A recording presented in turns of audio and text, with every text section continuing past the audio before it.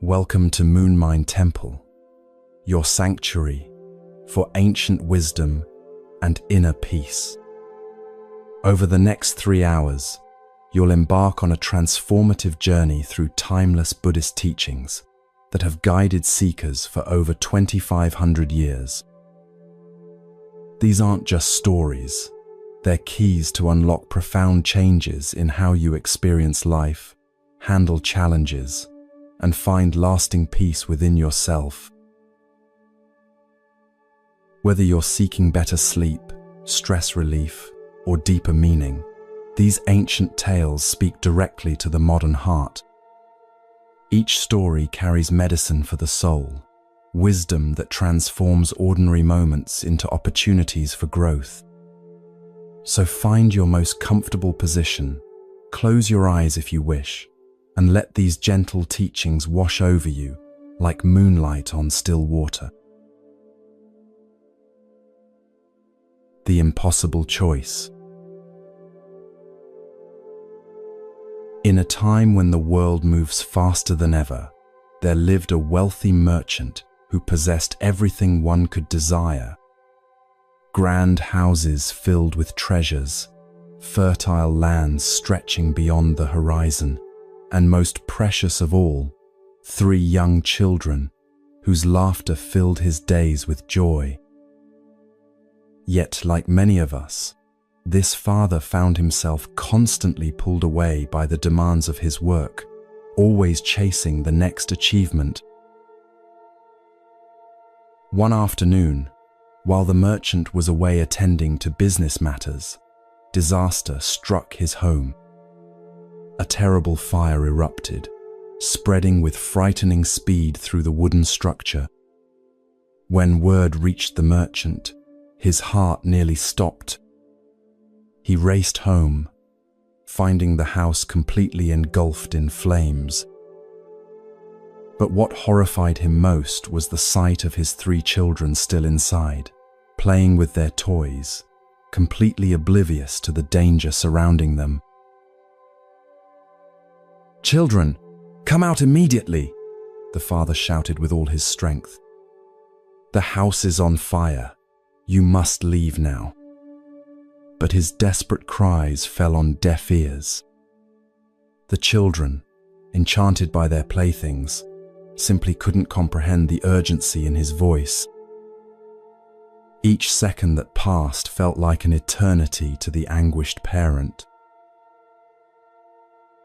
Realizing that direct warnings weren't enough, the clever father remembered something that never failed to capture his children's attention. With wisdom born from love, he called out in an excited voice, "Children, I have something wonderful waiting for you outside. There are beautiful toy carts here, magnificent goat carts, elegant deer carts, and powerful ox carts. Come quickly and choose whichever one captures your heart." The effect was immediate and magical. The children's eyes lit up with wonder and excitement. They dropped their toys and raced toward the door, their hearts pounding with anticipation rather than fear. In moments, they were safely outside, breathing fresh air and looking around eagerly for the promised treasures. "Father, where are the carts you promised?" the youngest child asked. The merchant smiled, his heart overflowing with gratitude. From behind the house, he brought forth a single cart, but what a cart it was! This wasn't just any ordinary toy. It was crafted from the finest materials, adorned with precious jewels, and decorated with silk that felt like clouds. It was more magnificent than anything he had described, surpassing even their wildest dreams. When Buddha shared this parable, he revealed something profound about human nature. The burning house represents our everyday suffering, the stress, anxiety, and endless dissatisfaction that consume our peace. Most of us, like the children, remain unaware of the dangers surrounding us. We become so absorbed in temporary pleasures that we cannot see how our attachments slowly burn away, our happiness. Modern neuroscience confirms what Buddha taught. Our brains are wired to seek immediate gratification, often missing long-term consequences. The loving Father represents wise guidance, whether from teachers, books, or our own inner wisdom. Sometimes direct warnings about life's dangers aren't enough to motivate change. So wisdom uses skillful means, meeting us where we are, speaking in ways that resonate with our current understanding.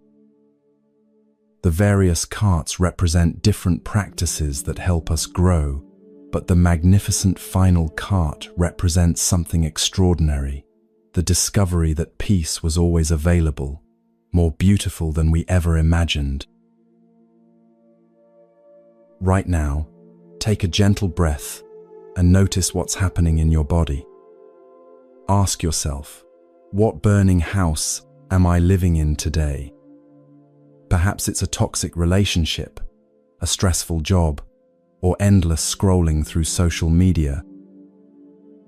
Don't judge yourself. Simply observe with compassion.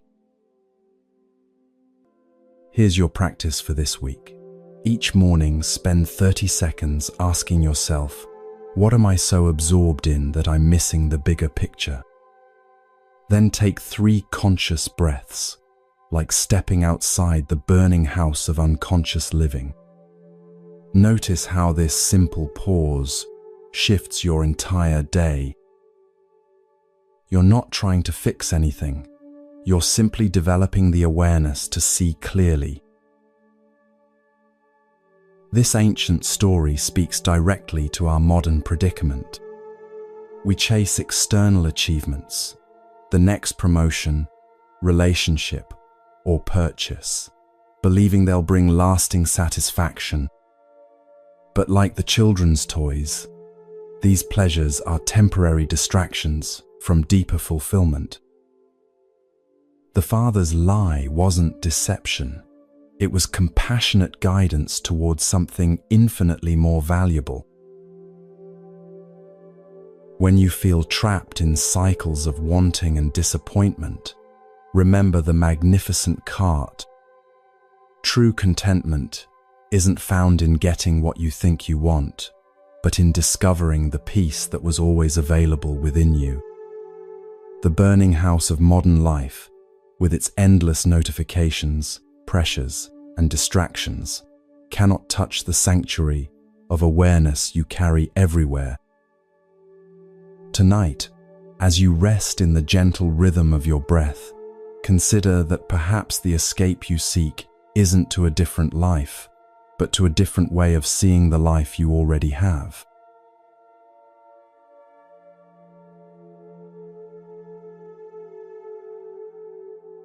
The sound that changed everything. In a tranquil monastery, nestled among whispering bamboo groves, there lived a young monk whose heart burned with frustration. Day after day, he watched his fellow brothers in their spiritual practices, and instead of finding peace, he found himself consumed by irritation. Some monks moved too slowly during walking meditation, others chanted off-key during evening prayers, and still others seemed to lack the dedication he believed was necessary for true enlightenment. His mind had become a battlefield where judgment and anger waged constant war against his desire for inner peace. This wasn't a casual spiritual seeker. This young monk had entered the monastery with the purest intentions, genuinely wanting to become enlightened. Yet here he was, more agitated than ever, caught in a web of expectations and disappointments that seemed to tighten with each passing day. The very people who were supposed to be his spiritual companions had become sources of endless annoyance. One particularly difficult evening, after a meditation session where his mind had been anything but quiet, the young monk could contain his frustration no longer. He approached Buddha, who was sitting peacefully beneath an ancient Bodhi tree. The moonlight filtered through the leaves, creating patterns of light and shadow that danced across the master's serene face. Even in the presence of such profound tranquility, the young monk's agitation was palpable. "Master," he began, his voice tight with barely controlled emotion, "I don't understand what's happening to me. I came here seeking peace, yet I find myself constantly irritated by my fellow monks. Their laziness disturbs me, their lack of focus frustrates me, and their casual attitude toward practice makes my blood boil. How can I cultivate patience when everything around me seems designed to test my limits?" Buddha listened with the complete attention that only true compassion can provide. His eyes held no judgment, no impatience with this familiar human struggle. When the young monk finished speaking, Buddha smiled gently and gestured for him to sit. "Let me share with you a story about two monks who lived right here in this very bamboo grove. The first monk was earnest and dedicated, much like yourself. He rose before dawn for meditation, studied the teachings with intense focus, and approached every aspect of spiritual practice with unwavering determination. His intentions were pure, his effort genuine, yet he struggled constantly with frustration toward those who didn't match his level of commitment. The second monk was naturally calm and patient, understanding something profound about the nature of practice that his companion had not yet grasped. One windy evening, a powerful storm swept through the bamboo grove. The wind howled through the trees, causing the bamboo stalks to creak and sway dramatically. The rustling leaves created a constant, loud symphony that made traditional meditation seem nearly impossible. For the impatient monk, this was the final straw in what had already been a challenging day. He sat in his meditation posture, but instead of finding stillness, he found only agitation. Every rustle of the bamboo leaves felt like a personal attack on his practice. Every creak of the swaying stalks seemed to mock his efforts to find inner quiet. His jaw clenched, his shoulders tensed, and his mind filled with angry thoughts about how unfair it was that nature itself seemed to conspire against his spiritual progress. Finally, unable to bear it any longer, he stood up in frustration. "This is impossible," he declared to his companion. "How can anyone meditate with all this noise?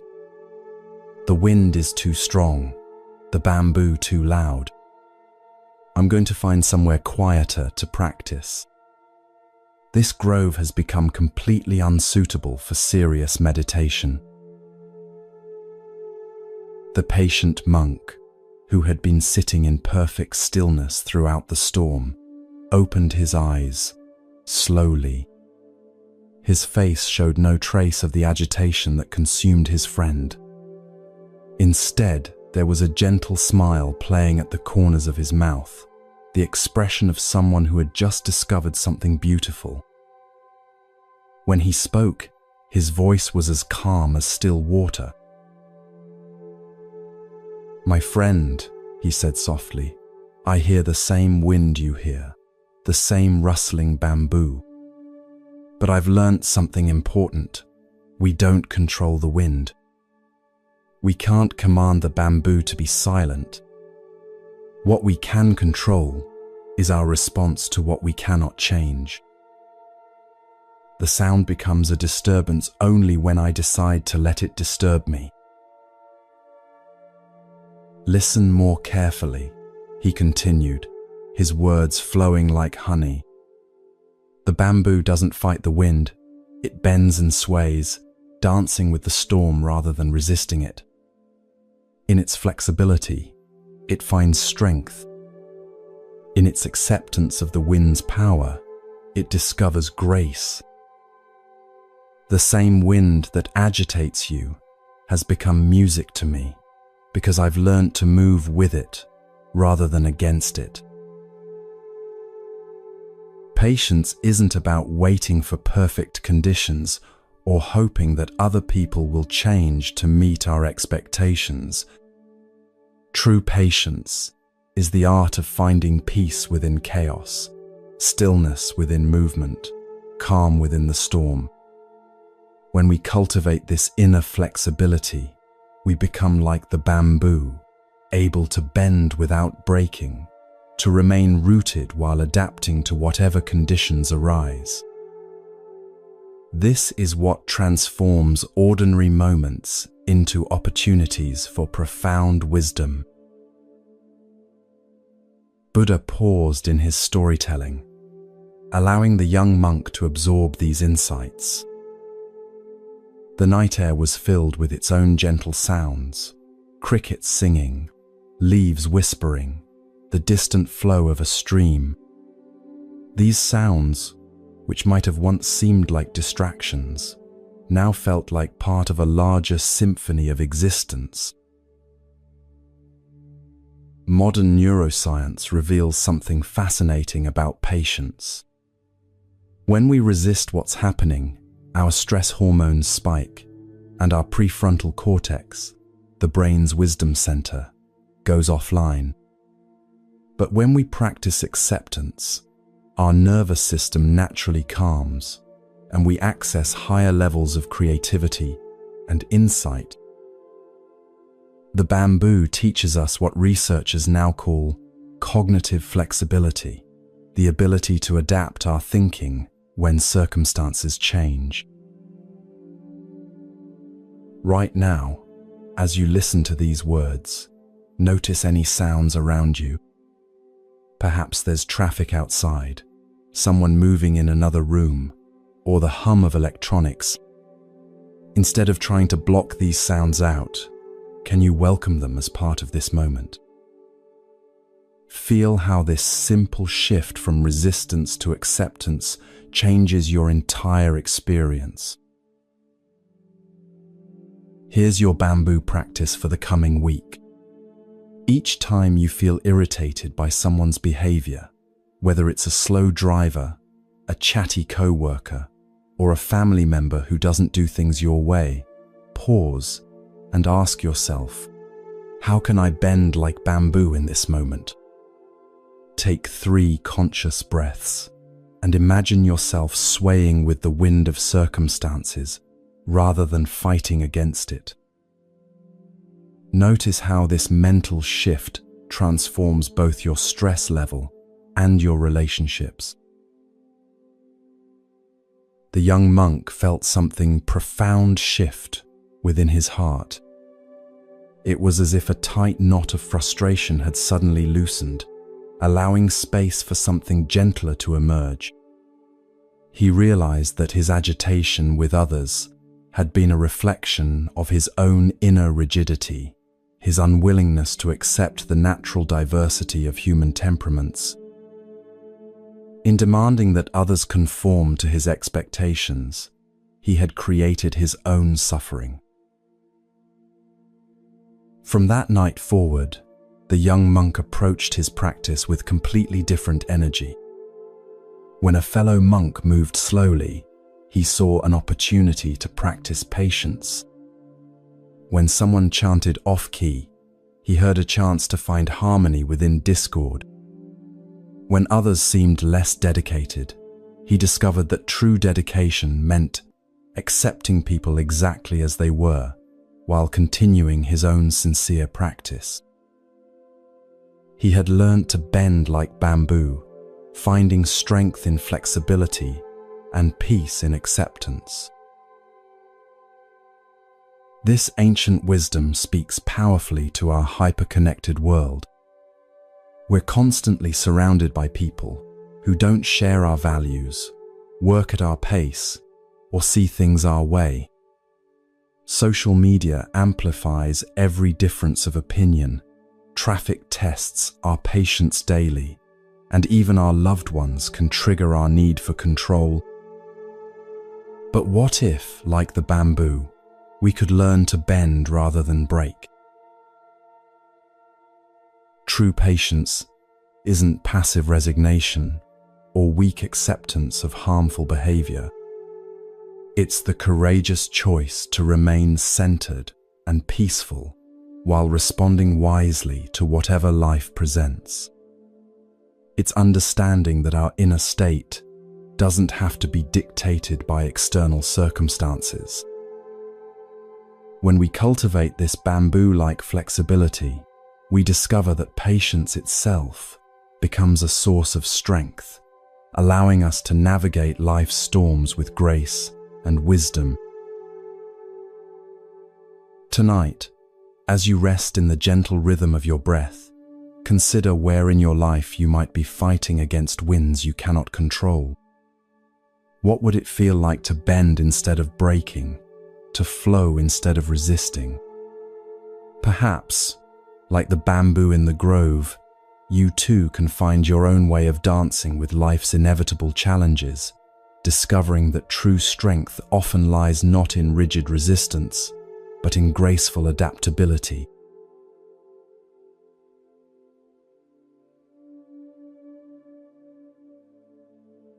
The search that led nowhere. In the misty mountains where ancient pines whispered secrets to the morning fog, there lived a young monk whose heart ached with a longing he couldn't quite name. For 3 years, he had devoted himself completely to meditation, study, and spiritual practice. Yet despite his unwavering dedication, he felt as though he were chasing shadows. Each day seemed to take him further from the enlightenment he sought so desperately. This wasn't a casual spiritual seeker. This young monk had sacrificed everything for his spiritual quest, leaving behind comfort, family, and career to pursue the deepest truths of existence. His commitment was absolute, his effort genuine, yet he found himself trapped in a cycle of striving that generated more frustration than peace. The harder he tried, the more elusive his goal became. One crisp autumn morning, when his frustration had reached a breaking point, the young monk approached his master with trembling hands. "Master," he began, his words tumbling out in anguish, "I've been practicing for years with complete dedication. I meditate for hours, study every teaching, follow every instruction.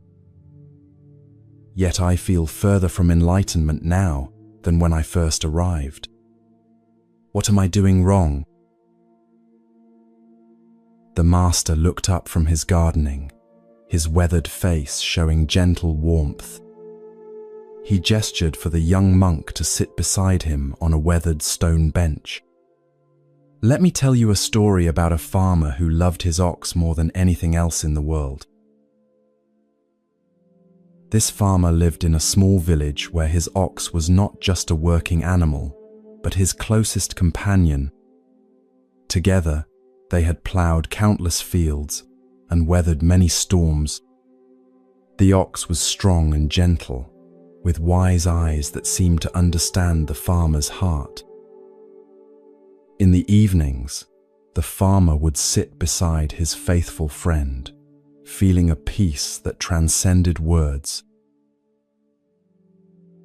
One morning, the farmer woke to discover that his beloved ox had wandered away during the night.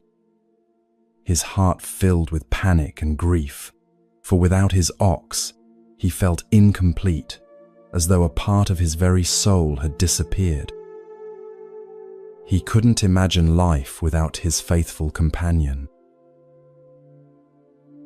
Immediately, the farmer began searching with desperate intensity. He called the ox's name until his voice grew hoarse, combed through nearby fields until his feet were bleeding. Days turned into weeks, and weeks into months, yet still he searched with unwavering determination. His fields went unplanted, his house fell into disrepair, but nothing mattered except finding what he had lost. One day, after months of fruitless searching, the exhausted farmer discovered fresh tracks at the edge of a dense forest. His heart leaped with joy, finally a real clue. These weren't just any tracks, they had the familiar gait he knew so well. With trembling excitement, he began following the trail deeper into the forest. The journey was arduous. The tracks led him through thick underbrush, across rushing streams, and up steep mountainsides. Sometimes the trail was clear, other times it disappeared, forcing him to search carefully among rocks and fallen leaves. Yet he persevered, driven by certainty that each step brought him closer to his lost companion. Finally, after following the trail for many days, the farmer emerged into a beautiful mountain meadow. There, grazing peacefully in the afternoon sunlight, was his ox. The animal looked up at his approach, and in its gentle eyes, the farmer saw the same wisdom and affection that had always been there. It was as if no time had passed at all. But as he drew closer, something profound began to dawn on him. The ox looked exactly the same, as always, strong, gentle, peaceful. It hadn't been lost or suffering during their separation. In fact, it seemed to radiate the same quiet contentment it had always possessed. The farmer realized that his beloved companion had never really been lost at all. As this understanding settled into his heart, an even deeper realization emerged. The desperate, frantic energy that had driven his search slowly dissolved, replaced by a profound sense of coming home. He sat down in the meadow beside his ox, feeling a peace deeper than any he had known before. It wasn't just that he had found his lost companion, he had rediscovered something within himself that had never actually been missing. The master paused, allowing the young monk to absorb the meaning.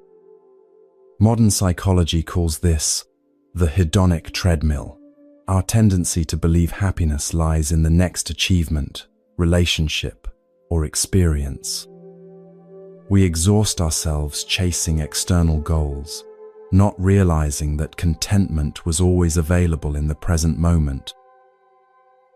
Neuroscientists have discovered that our brains are naturally wired for seeking, but true fulfillment comes from learning to rest in being. This ox represents your true nature, your inherent peace, wisdom, and completeness, the master continued softly. At the beginning of your spiritual journey, you felt like something precious was missing. So you began searching with great intensity, following every teaching and practice. But what if nothing was ever actually missing? Right now, take a moment to notice your breathing. You're not making it happen, it's simply occurring naturally. This is what your essential peace is like, always present, always available, requiring no effort to maintain. The searching mind believes it must achieve something, but awareness itself is already complete. Here's your ox practice for this week. Each morning, before you begin any spiritual practice or self-improvement activity, spend 60 seconds simply being present. Don't try to achieve anything or become anyone different. Just rest in the awareness that's reading these words right now. Notice how this simple recognition of what's already here changes your entire approach to the day. The young monk sat in stunned silence as these words penetrated years of spiritual striving. For the first time, he questioned not just his methods, but his fundamental assumption that enlightenment was something he needed to acquire. What if peace wasn't a destination to reach, but his natural state when he stopped fighting against himself? From that day forward, the young monk's practice transformed completely. Instead of trying to achieve some future state, he learned to rest in the awareness that was already present. His meditations became less effortful and more natural, like settling into a familiar embrace. The desperate seeking had been replaced by grateful recognition. This ancient wisdom challenges our achievement-oriented culture. We're conditioned to believe that happiness requires constant improvement, that peace is something we must earn through effort and discipline. But what if the contentment we seek is as natural and available as our own breathing?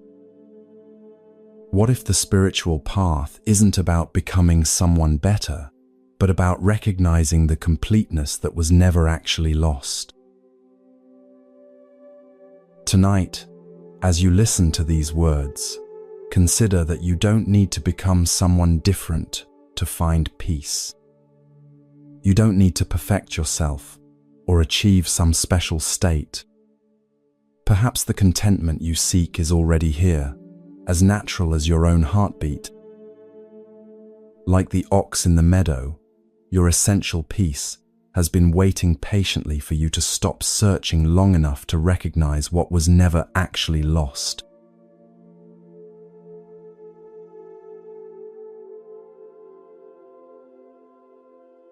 The mirror that showed everything. A young monk wandered through life, carrying an invisible burden that grew heavier with each passing day. His mind had become a battleground where anger, jealousy, and pride waged constant war against his desire for inner peace. No matter how many hours he spent in meditation or how fervently he prayed, these unwelcome emotions kept arising like weeds in a carefully tended garden. He felt like a failure, convinced that true monks should be pure and calm, untouched by such disturbing feelings. One morning, when his frustration had reached its peak, this troubled seeker approached the Buddha with desperation in his voice. "Master," he confessed, his words heavy with shame, "I find myself constantly distracted by anger, jealousy, and pride. No matter how hard I try to be pure and calm, these emotions keep arising. Why can't I escape from these feelings that seem to poison everything I touch?" The Buddha listened with the complete attention that only true compassion can provide. Without saying a word, he gestured for the monk to follow him. They walked together through ancient forests where sunlight filtered through emerald leaves, creating patterns of light and shadow that danced with each gentle breeze. The silence between them was not uncomfortable, but filled with the promise of understanding. Eventually, they reached a crystal-clear mountain pool where the water was so still It looked like polished glass. The Buddha instructed the troubled monk to sit by the water's edge, his voice gentle but purposeful. "Look into the water," the Buddha said simply. "Tell me what you see." The monk leaned over the pristine surface and immediately saw his own reflection staring back at him. Every detail was perfectly clear: his worried expression, the tension in his shoulders, even the doubt that clouded his eyes. "I see myself, Master," he replied, though he wondered what significance this simple observation could possibly hold. "Good," the Buddha said, with a knowing smile. "Now reach into the water and stir it with your hand. Move it vigorously, as if you're trying to chase away what you see there." The monk did as instructed, plunging his hand into the cool water and swirling it with increasing intensity. The previously mirror-like surface erupted into chaos. Ripples spread in every direction. The water became cloudy with disturbed sediment, and his reflection completely disappeared.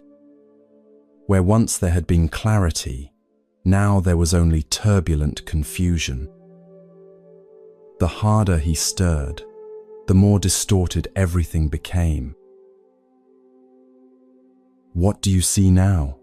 the Buddha asked, his voice carrying a depth of understanding that seemed to penetrate the monk's very soul. "I see nothing clearly," the monk replied, frustrated by the obvious futility of his efforts. "My reflection is gone because the water is too disturbed. Everything is cloudy and chaotic. The more I try to change what I see, the worse it becomes." The Buddha nodded with gentle approval. "Now remove your hand and simply wait," he instructed. "Do nothing but observe what happens naturally." The monk withdrew his hand and sat in stillness, watching the water with growing fascination. Gradually, almost imperceptibly at first, the violent ripples began to subside. The cloudy sediment slowly settled to the bottom, and the chaotic movement transformed into gentle, ever smaller circles. As minutes passed in peaceful silence, the water returned to its original mirror-like state, reflecting his face once again with perfect clarity. But something had changed in those moments of watching. The reflection that now appeared seemed somehow different, not in its physical features, but in its quality. The worry lines had softened, the tension had eased, and there was a new depth of understanding in the eyes that looked back at him. It was as if the simple act of patient waiting had revealed something that had been there all along. Modern neuroscience reveals something remarkable about emotional regulation. When we fight against difficult emotions, our amygdala, the brain's alarm system, becomes hyperactive, flooding our system with stress chemicals.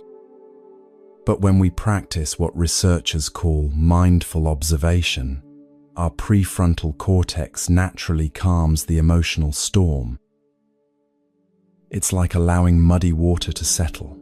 The clarity was always there, hidden beneath the turbulence.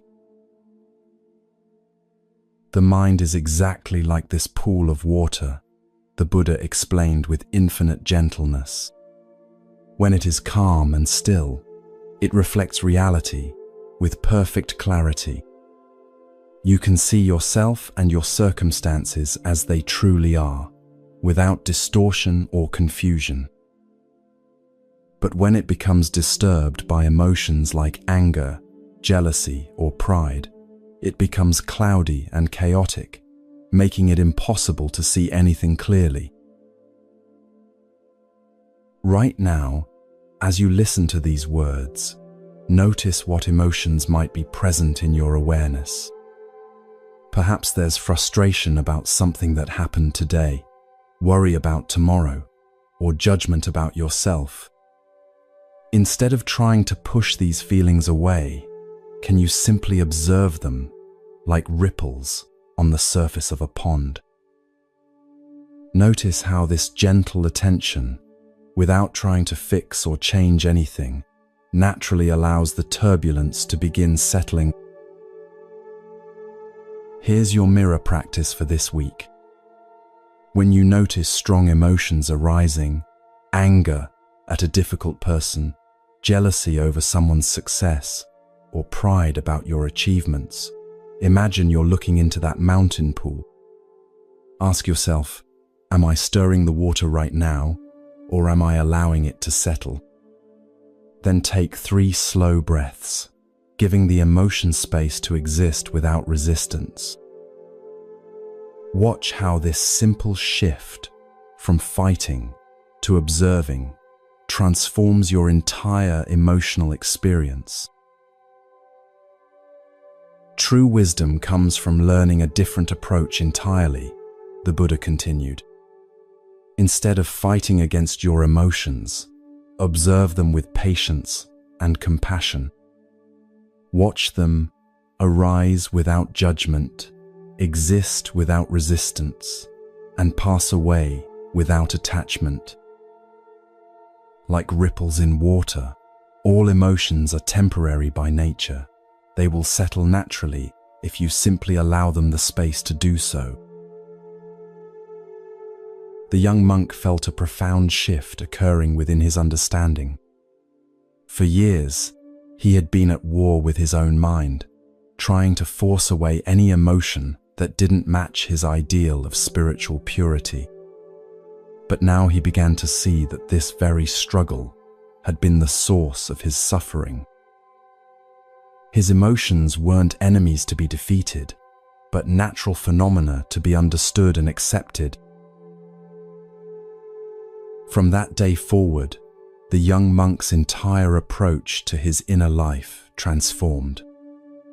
When anger arose, instead of fighting it, he would observe it with curious attention. When jealousy appeared, he would watch it with patient compassion. When pride surfaced, he would notice it without judgment. And gradually, he discovered that these emotions, when met with awareness rather than resistance, would naturally subside like ripples returning to stillness. This ancient wisdom speaks directly to our emotionally turbulent modern world. We live in a culture that often treats difficult feelings as problems to be solved immediately through medication, distraction, or positive thinking. Social media amplifies every emotional reaction, and we're constantly bombarded with messages that we should always feel good. But what if the solution isn't in fighting our emotions, but in learning the art of patient, compassionate observation? Tonight, as you rest in the gentle rhythm of your breathing, consider how you might approach your own difficult emotions differently. What would it feel like to stop stirring the water of your mind and instead allow it to settle naturally? Perhaps you'll discover, as the young monk did, that beneath all the temporary turbulence lies a clarity that was never actually disturbed, a mirror-like awareness that reflects reality with perfect peace when given the chance to simply be.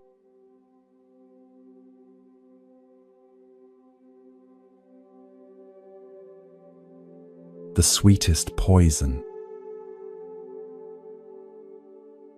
A devoted disciple approached Buddha one evening, his face etched with confusion and inner turmoil. For months, he had been wrestling with a question that kept him awake at night, disturbing his peace and clouding his understanding. "Master," he said, bowing respectfully. "I don't understand something fundamental about your teachings. You speak of letting go of attachments, yet life offers us so many beautiful experiences: love, success, delicious food, comfortable homes. Are you saying we should avoid all pleasures and live like hermits?" The Buddha's eyes sparkled with understanding, recognizing the sincere confusion of someone genuinely seeking wisdom. Instead of answering directly, he gestured for the disciple to walk with him through the moonlit forest. "Let me share with you a story," the Buddha said, his voice carrying the gentle authority of profound insight. "About a hunter who understood the art of patient deception. This hunter was known throughout the region for his cunning and skill. Unlike other hunters who relied on force or speed, he had mastered the subtle art of temptation. He understood that the most effective traps weren't built with sharp teeth or heavy nets, but with irresistible bait. His secret weapon was honey, pure, golden, impossibly sweet honey that could draw any creature from miles away. One morning, the hunter ventured deep into the forest, where a magnificent deer had been spotted. This wasn't an ordinary animal. It was graceful, intelligent, and incredibly cautious. Previous hunters had failed to capture it because they had tried to overpower it with brute force. But this hunter knew that the most powerful trap is one the victim walks into willingly. He found a fresh green leaf and carefully spread a thin layer of honey across its surface. The honey gleamed like liquid gold in the dappled sunlight, its aroma sweet and enticing. But hidden within this natural candy was a deadly poison, colorless, odorless, and completely undetectable. To any passing creature, this would appear to be nothing more than nature's perfect gift. The hunter placed the leaf along a well-traveled forest path and retreated to watch from behind the trees.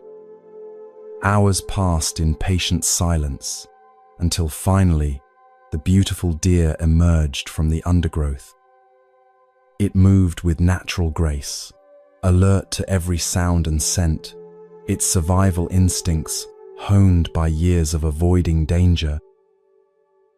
Yet when the sweet aroma of honey reached its nostrils, something shifted in its careful demeanor. The deer approached the leaf cautiously, its natural wisdom warring with the powerful allure of the unexpected treat. It circled the offering several times, testing the air for any sign of danger. Finding nothing alarming, it tentatively extended its tongue and took the smallest possible taste. The honey was everything the aroma had promised, sweet beyond imagination, satisfying in a way that forest fare could never match. Overcome by the exquisite flavor, the deer abandoned its caution and consumed the entire leaf. For a brief, glorious moment, it experienced pure bliss. But within minutes, the hidden poison began its deadly work. The magnificent creature collapsed, its life ending not through violence or struggle, but through the very pleasure it had sought. The Buddha paused in his story, allowing the weight of the metaphor to settle into his disciples' understanding. Modern psychology calls this hedonic adaptation, our tendency to quickly return to baseline happiness despite positive experiences. Neuroscience reveals that pleasure-seeking actually rewires our brains, requiring ever-increasing stimulation to achieve the same satisfaction. What begins as innocent enjoyment can gradually become a prison of endless craving. This honey represents the pleasures of the world, the Buddha explained gently. They appear sweet and satisfying, promising happiness and fulfillment. Many of these experiences are genuinely beautiful. There's nothing inherently wrong with love, success, or comfort. But hidden within attachment to these pleasures is a subtle poison that slowly destroys our peace. Right now, think of something you really enjoy. Perhaps your morning coffee, checking social media, or buying something new. Notice how the anticipation feels almost better than the actual experience. Then observe what happens after the pleasure fades. Do you feel satisfied, or do you immediately begin craving the next hit of that same pleasure? Here's your honey practice for this week. When you're about to indulge in something pleasurable, whether it's food, entertainment, shopping, or even compliments from others, pause and ask yourself, am I enjoying this mindfully, or am I seeking it compulsively? Then engage with the experience fully present, but without attachment to having it continue or repeat. Notice how this awareness transforms pleasure from a trap into genuine appreciation. The wise person, Buddha continued, enjoys life's sweetness without clinging to it. When we experience pleasure without attachment, we can appreciate it fully and let it go without regret or longing. But if we become addicted to that pleasure, it becomes like the poison hidden in honey, slowly destroying our ability to find contentment in simple moments. The trap isn't the pleasure itself, but our desperate need for it to continue forever. The disciple nodded slowly, beginning to understand the subtle distinction. So, you're not asking us to avoid all pleasure, but to enjoy it without becoming enslaved by it. Exactly, the Buddha replied with a warm smile. Practice moderation and mindfulness. When you eat, taste fully but don't gorge. When you love, give completely but don't possess. When you succeed, celebrate genuinely, but don't let it define you. Remember that true happiness isn't found in accumulating pleasures, but in the wisdom to enjoy life's gifts without being trapped by them. This ancient teaching speaks powerfully to our pleasure-saturated culture. We're surrounded by increasingly sophisticated forms of honey, social media designed to be addictive, consumer goods, promising happiness, entertainment that demands our constant attention. Each offers genuine pleasure, but hidden within is the poison of endless craving. We find ourselves needing more likes, more purchases, more stimulation just to feel normal. The path forward isn't to reject all pleasure and live in deprivation.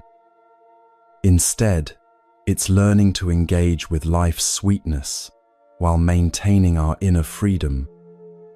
When we practice mindful enjoyment, we discover that even simple pleasures, a moment of silence, a deep breath, genuine human connection, can provide more lasting satisfaction than any external indulgence. We become like the wise deer that can appreciate the forest's natural sweetness without falling victim to artificial temptations. Tonight, as you settle into rest, consider what forms of honey might be affecting your peace. Notice without judgment where you might be seeking happiness in external pleasures rather than cultivating it from within. Perhaps you'll discover that true contentment comes not from avoiding life's sweetness, but from learning to taste it fully without being poisoned by attachment. In this balance between enjoyment and freedom, you'll find a peace that no external pleasure could ever provide.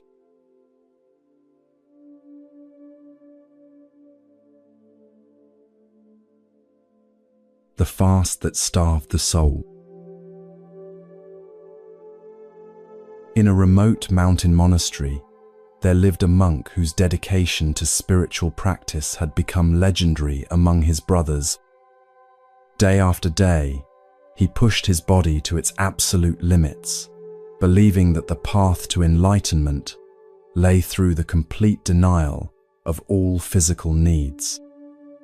He ate only the smallest portions of food, slept on the hardest surfaces, and subjected himself to increasingly severe deprivations. Other monks admired his discipline, yet something profound was missing from his practice. This monk's fasting had become extreme beyond all reason. He would go for days consuming nothing but water, his body growing thinner and weaker with each passing week. His skin stretched tight over protruding bones, his eyes sank deep into their sockets, and his movements became slow and labored. Yet he remained convinced that by punishing his flesh, he was purifying his spirit and drawing closer to the divine.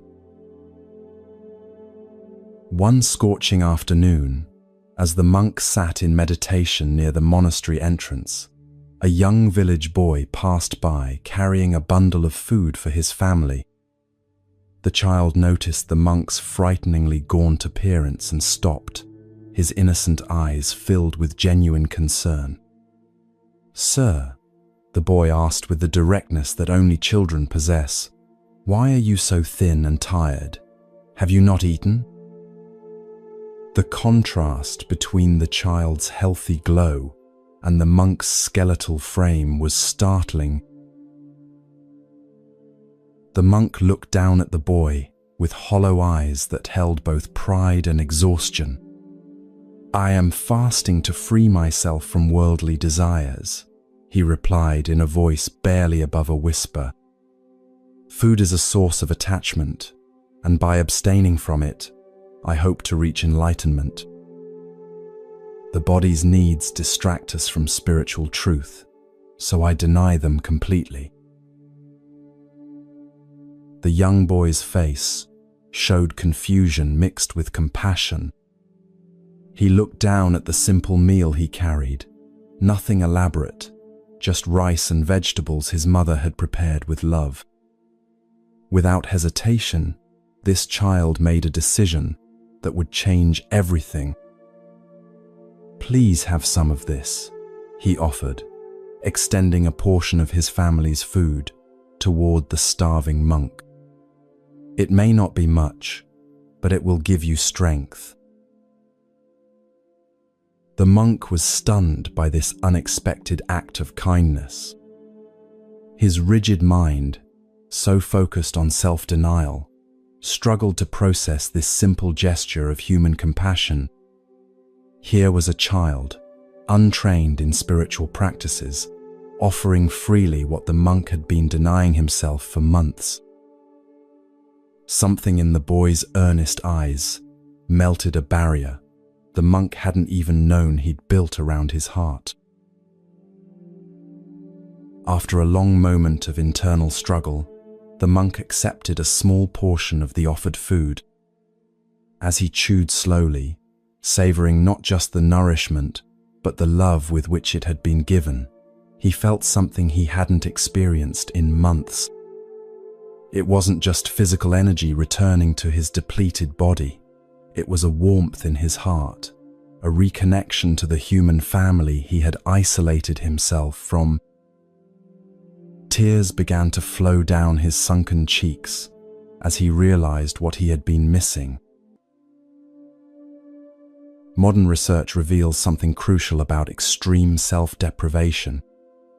When we deny basic needs, our brains enter survival mode, actually making us less capable of empathy, creativity, and spiritual insight.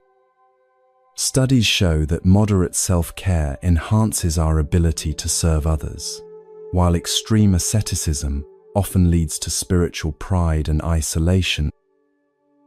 The middle way between indulgence and deprivation creates the optimal conditions for both physical health and spiritual growth.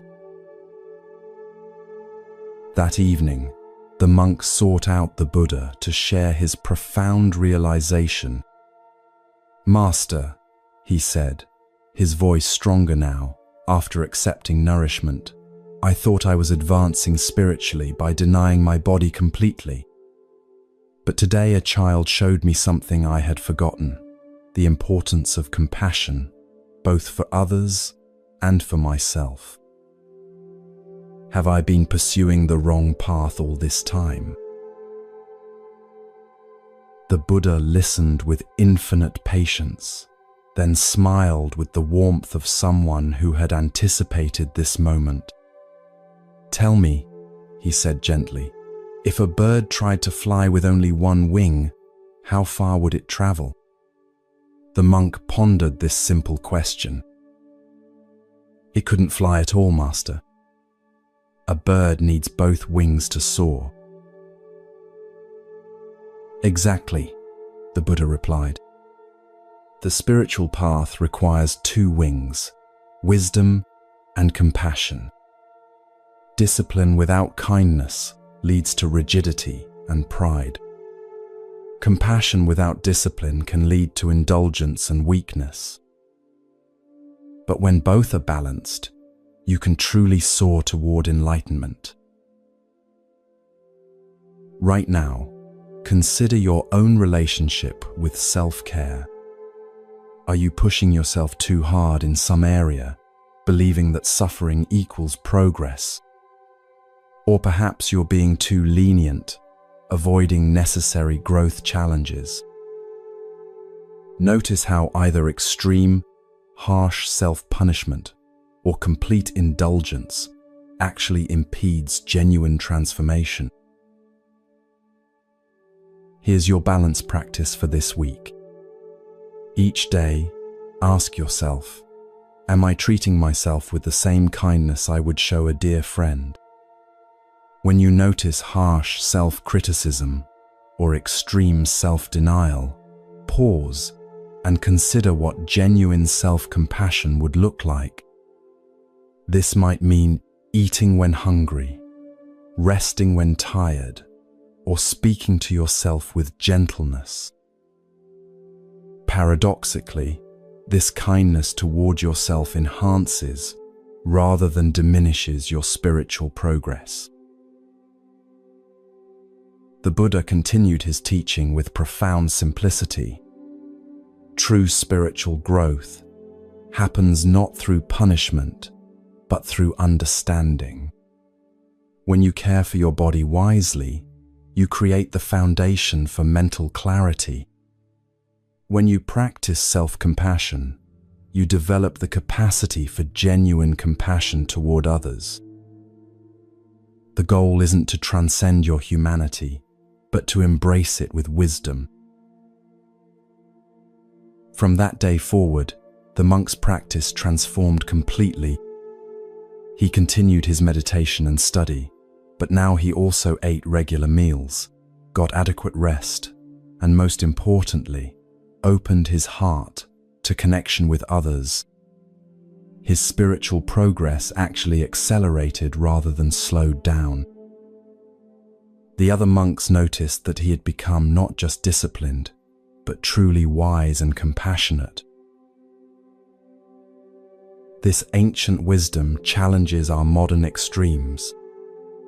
In a culture obsessed with optimization and performance, we often swing between harsh self-discipline and complete self-indulgence. We punish ourselves at the gym, deprive ourselves with extreme diets, or overwork ourselves believing suffering equals success. Yet the most profound transformations come through the middle way, firm but gentle, disciplined but kind. The child in this story represents our natural wisdom, the part of us that knows genuine care from disguised cruelty. Sometimes the most spiritual act isn't denying ourselves basic needs, but accepting help and kindness when offered.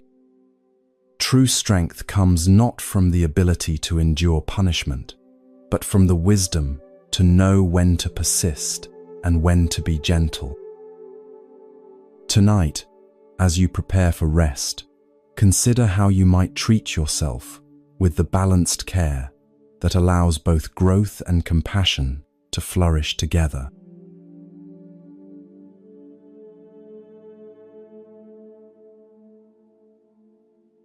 The gift that cost everything. In a prosperous kingdom where gold flowed like rivers and palaces touched the clouds, there ruled a king whose generosity had become the stuff of legends. Every day, crowds gathered at his palace gates, and every day he gave freely to anyone who asked. Food for the hungry, shelter for the homeless, medicine for the sick, his kindness knew no boundaries. Yet unknown to his subjects, this king was about to face a test that would reveal the true depth of his compassionate heart. This wasn't mere political charity or calculated goodwill. The king genuinely believed that his wealth and power existed solely to serve others.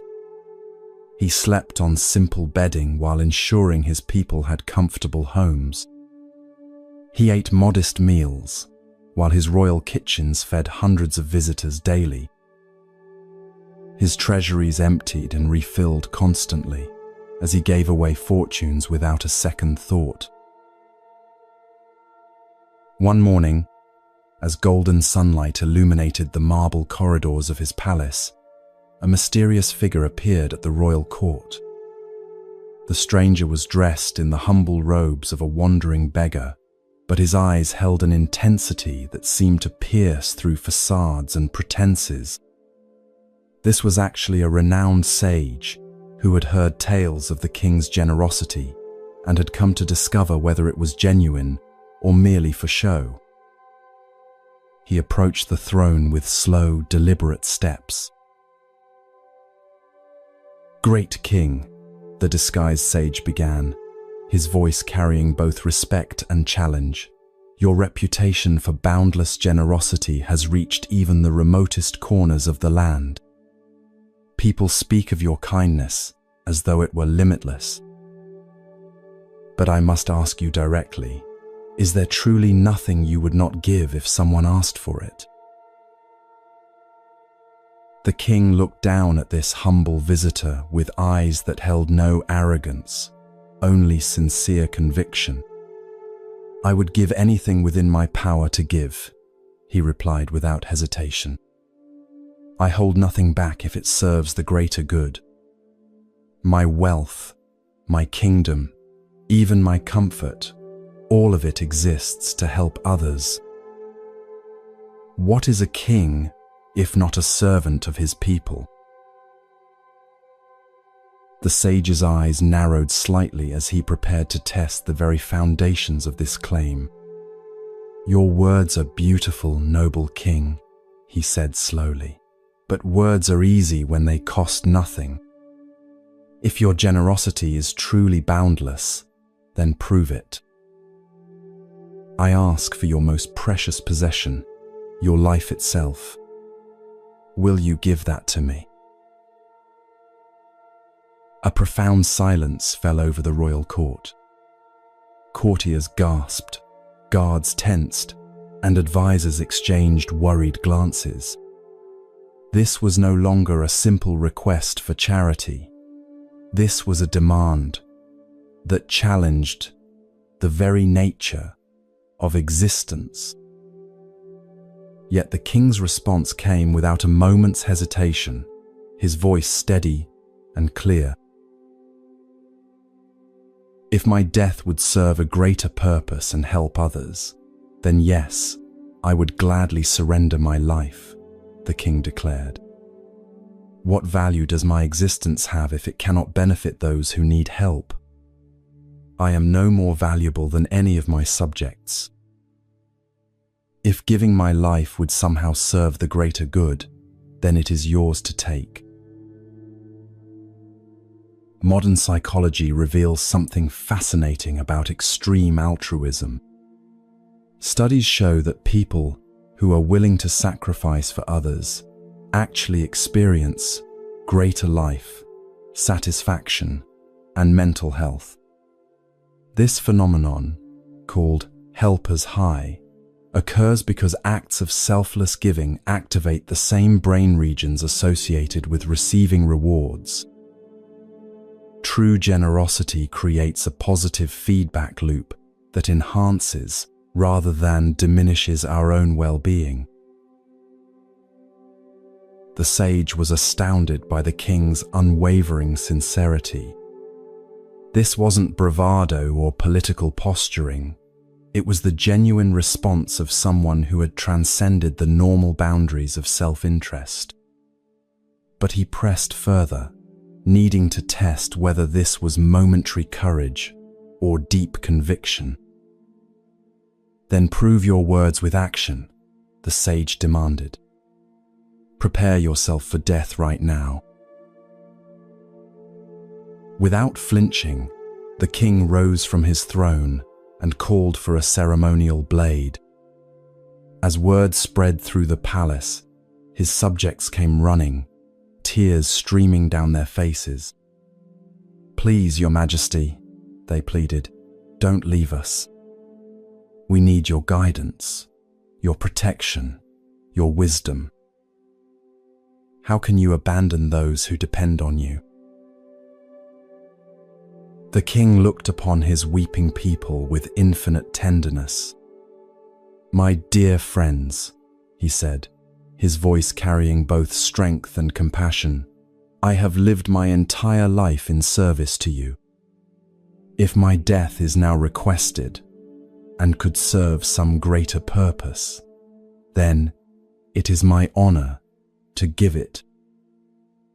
True love sometimes requires the ultimate sacrifice." Right now, consider what you hold most precious in your life.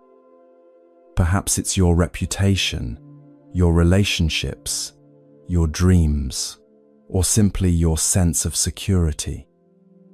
What would it feel like to hold these treasures lightly, willing to release them if it would truly serve others? This doesn't mean being reckless with your life, but examining how attachment to our possessions and identity can limit our capacity for genuine love. Here's your generosity practice for this week.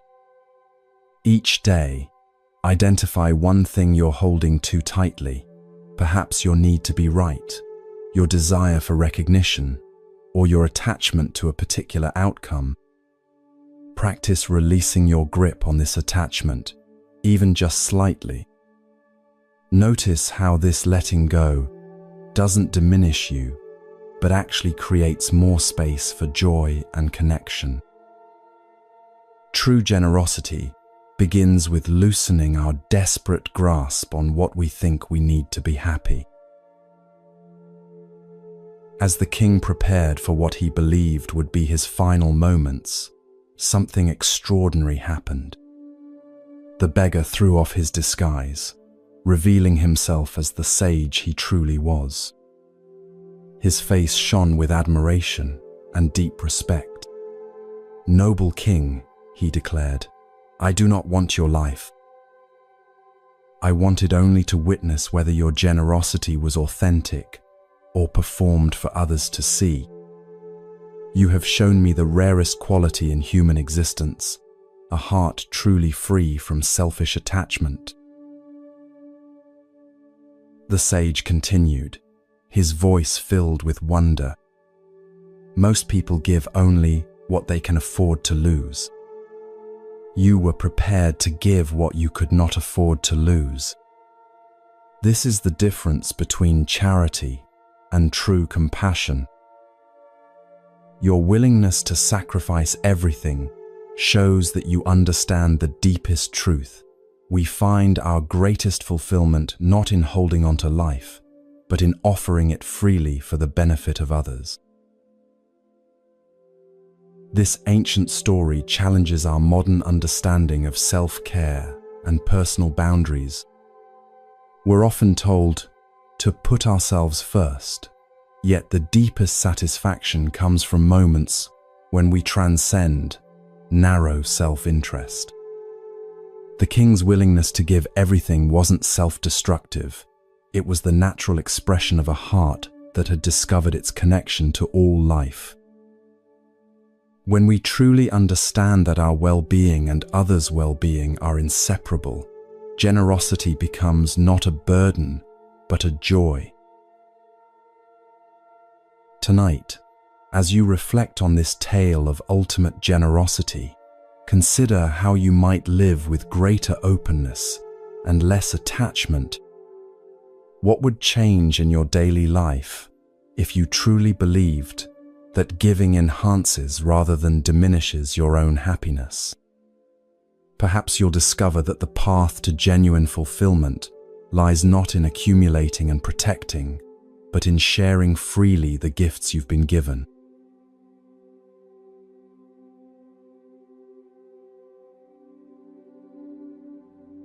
The tree that taught time.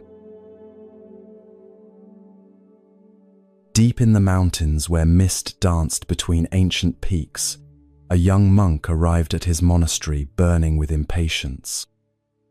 His heart raced with spiritual ambition, his mind churned with questions about enlightenment, and his entire being vibrated with the urgent need to achieve something profound. He had read every sacred text, memorized countless teachings, and practiced meditation with fierce intensity. Yet despite all his efforts, the peace he sought remained frustratingly elusive. Every morning, this eager seeker would approach his master with the same desperate question. "When will I reach enlightenment?" he would ask, his voice tight with barely contained frustration. "I've been practicing for months now with complete dedication. I follow every instruction, attend every teaching session, meditate for hours each day. Why do I still feel so far from understanding?" The wise old abbot watched this young monk struggle with patient understanding. He had seen countless seekers arrive with similar urgency, demanding immediate results from the spiritual path. The modern world had trained them to expect instant gratification, fast food, quick fixes, rapid transformations. But wisdom, the abbot knew, followed an entirely different timeline. One crisp morning, when the young monk's frustration had reached its peak, the abbot invited him to take a walk through the forest surrounding the monastery. They walked in contemplative silence until they reached a massive oak tree that stood like a cathedral pillar against the sky. Its trunk was so wide that 10 people holding hands couldn't encircle it, and its branches spread in all directions, providing shade and shelter to countless creatures. The tree radiated an aura of profound stability and peace. "Do you see this magnificent tree?" the abbot asked, placing his weathered hand against the deeply grooved bark. "Tell me, how long do you think it took to grow to this size and strength?" The young monk studied the enormous oak, taking in its impressive height and breadth.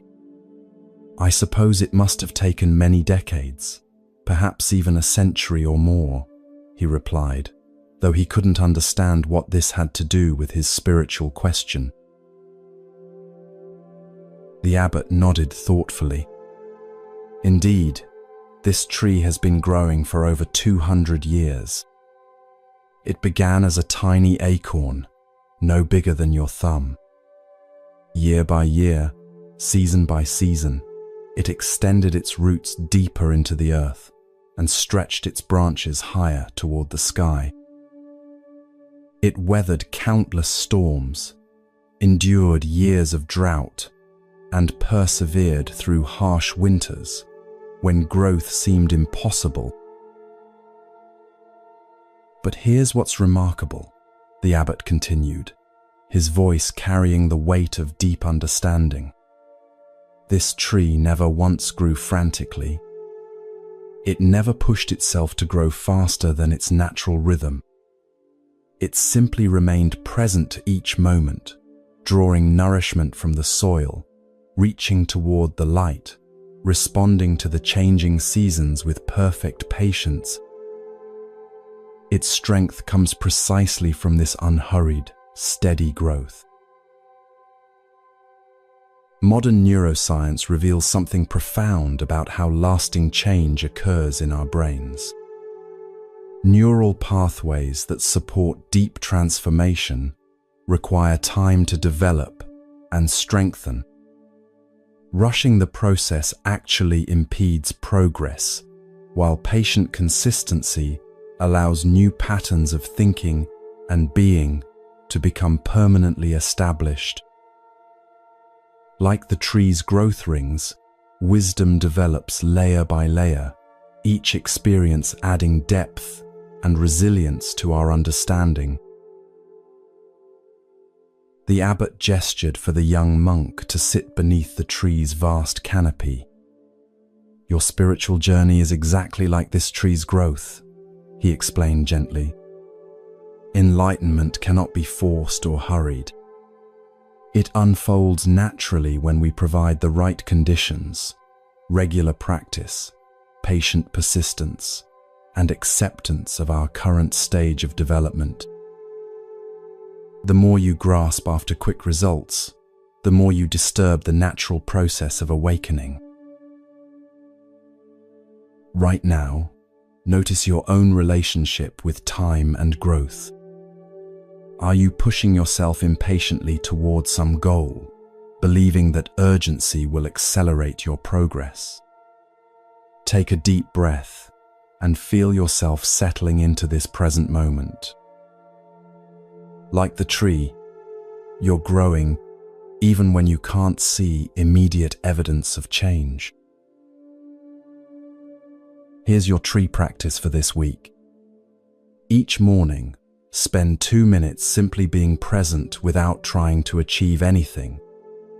Imagine yourself as a tree, drawing nourishment from this moment while remaining open to natural growth. When impatience arises, remind yourself that the most powerful transformations happen gradually, below the surface of consciousness. Trust that consistent presence creates the perfect conditions for wisdom to emerge naturally. The tree teaches us about the power of patient presence, the abbot continued, running his fingers along the textured bark. See how deeply its roots extend into the earth.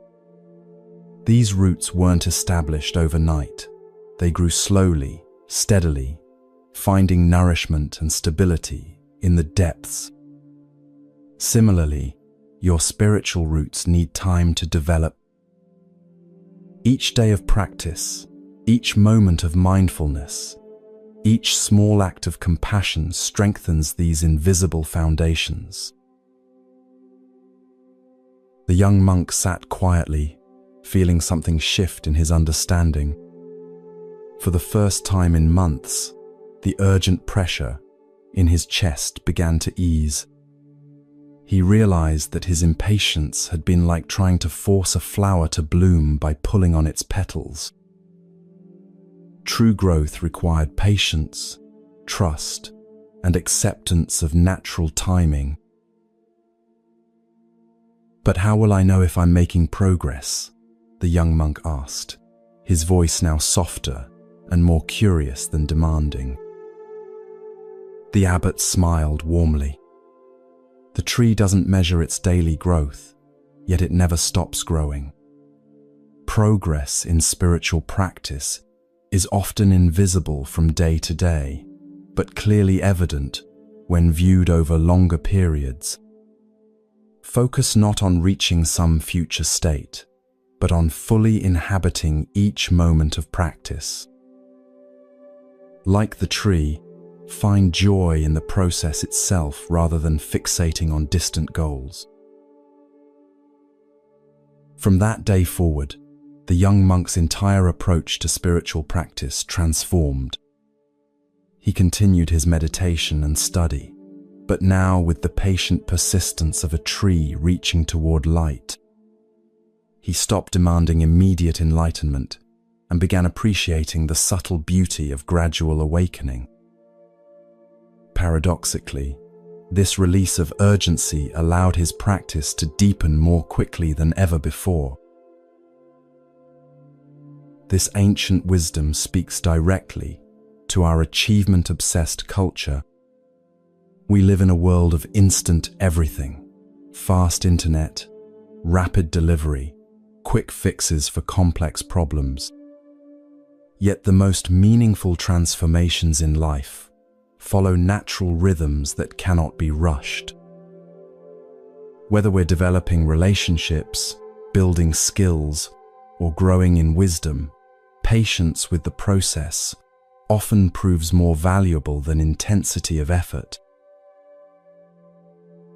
Tonight, as you settle into rest, imagine yourself growing like that mighty oak. Feel your roots extending deeper into wisdom, your branches reaching higher toward understanding. Trust that every moment of sincere practice adds another ring of growth to your developing wisdom.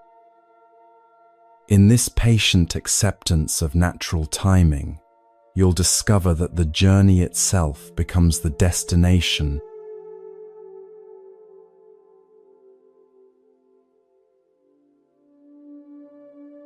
The man who had everything and nothing. There once lived a merchant whose wealth could have purchased entire kingdoms. His warehouses overflowed with silks from distant lands. His vaults glittered with precious gems, and his estates stretched beyond the horizon. Servants attended to his every need, and nobles competed for invitations to his lavish banquets. Yet despite possessing everything the world considered valuable, this man carried within his chest a hollow ache that no amount of gold could fill. Each morning, the merchant would wake in his silk-draped chamber and feel the familiar emptiness gnawing at his soul. He would walk through rooms filled with priceless artifacts, past gardens where exotic flowers bloomed in perfect rows, and still feel as though something essential was missing. That his meals, prepared by the finest chefs, tasted like ash in his mouth. His entertainment, provided by the most talented performers, felt hollow and meaningless. The wealthy man had heard whispers about a wise monk who possessed an extraordinary understanding of life's mysteries. People spoke of this teacher's ability to help others find genuine peace and happiness. Desperate for answers, the merchant decided to seek out this monk, hoping that perhaps spiritual wisdom could provide what material abundance had failed to deliver. He prepared for the journey with his usual extravagance, loading a caravan with gifts and provisions. When the merchant finally found the monk, he was surprised by what he encountered. The teacher sat peacefully beneath a simple tree, wearing humble robes and possessing nothing but a wooden bowl and a few worn texts. Yet there was something in the monk's presence that the merchant's wealth had never provided, a deep contentment that seemed to radiate from within. This poor man possessed a richness that all the merchant's treasures couldn't match. "Revered teacher," the merchant began, bowing respectfully despite his higher social status, "I have everything a person could wish for: wealth beyond measure, status, luxury, and comfort. Yet I feel an emptiness that grows stronger each day. I've tried to fill this void with more possessions, grander experiences, and greater achievements.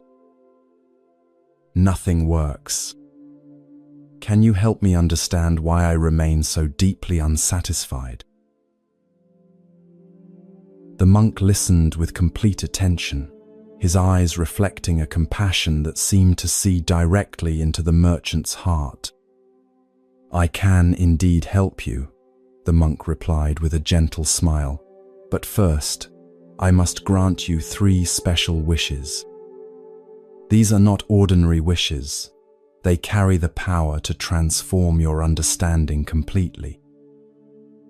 Think carefully before you speak, for each wish will teach you something profound about the nature of happiness." The merchant's eyes lit up with excitement. Here was exactly what he'd been seeking: magical solutions to his persistent problems.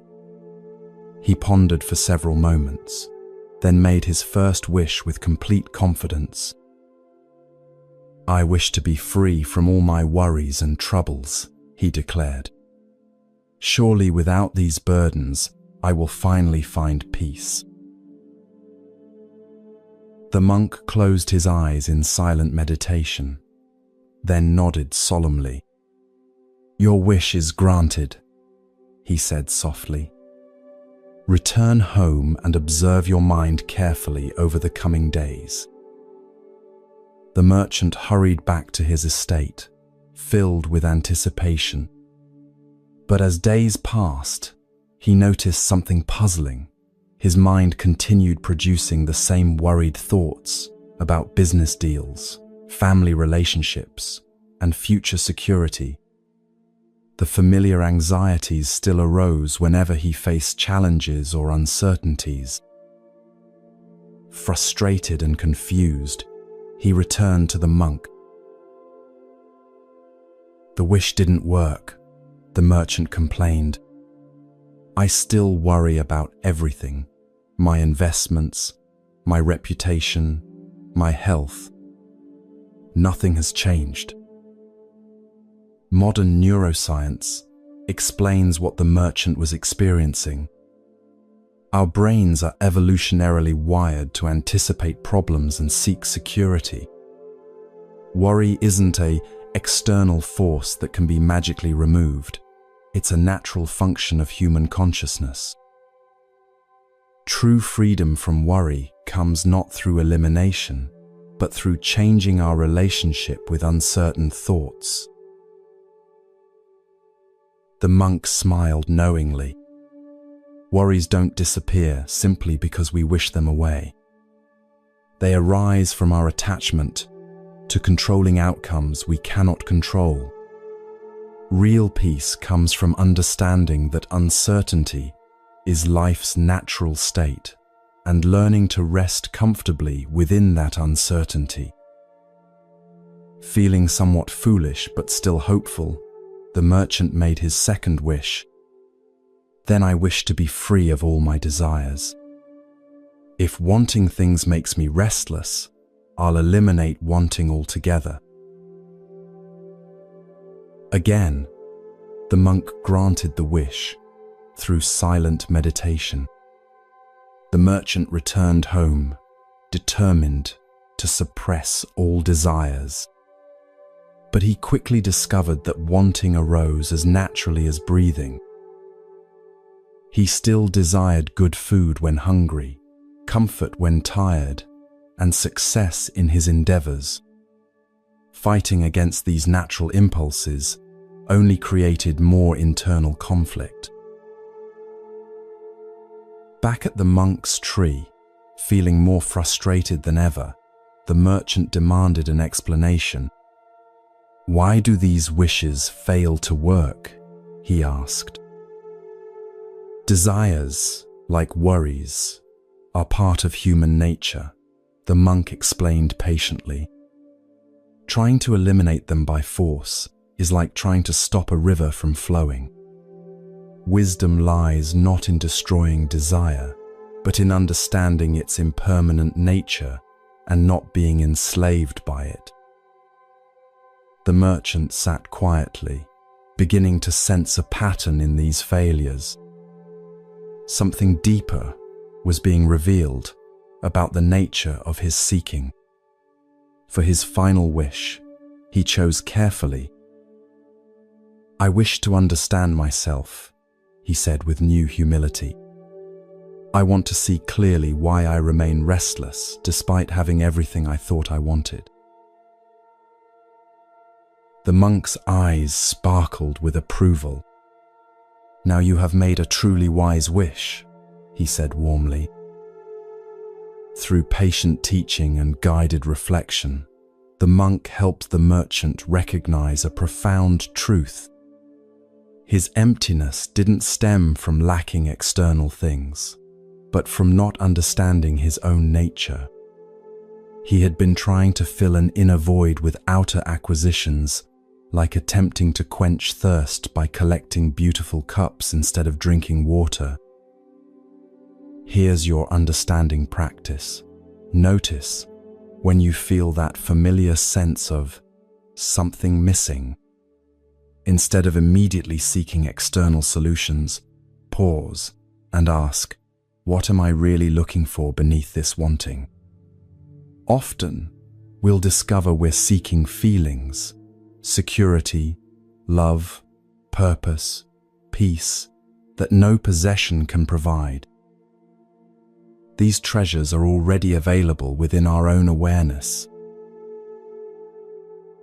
The merchant's transformation wasn't about acquiring new insights, but recognizing what had always been present. His wealth remained the same, his circumstances unchanged, but his relationship to them shifted completely. He discovered that contentment wasn't a goal to achieve, but his natural state when he stopped constantly reaching for something else. Returning to his estate, the merchant found that his possessions now felt like tools rather than sources of identity. Food satisfied hunger without promising eternal happiness.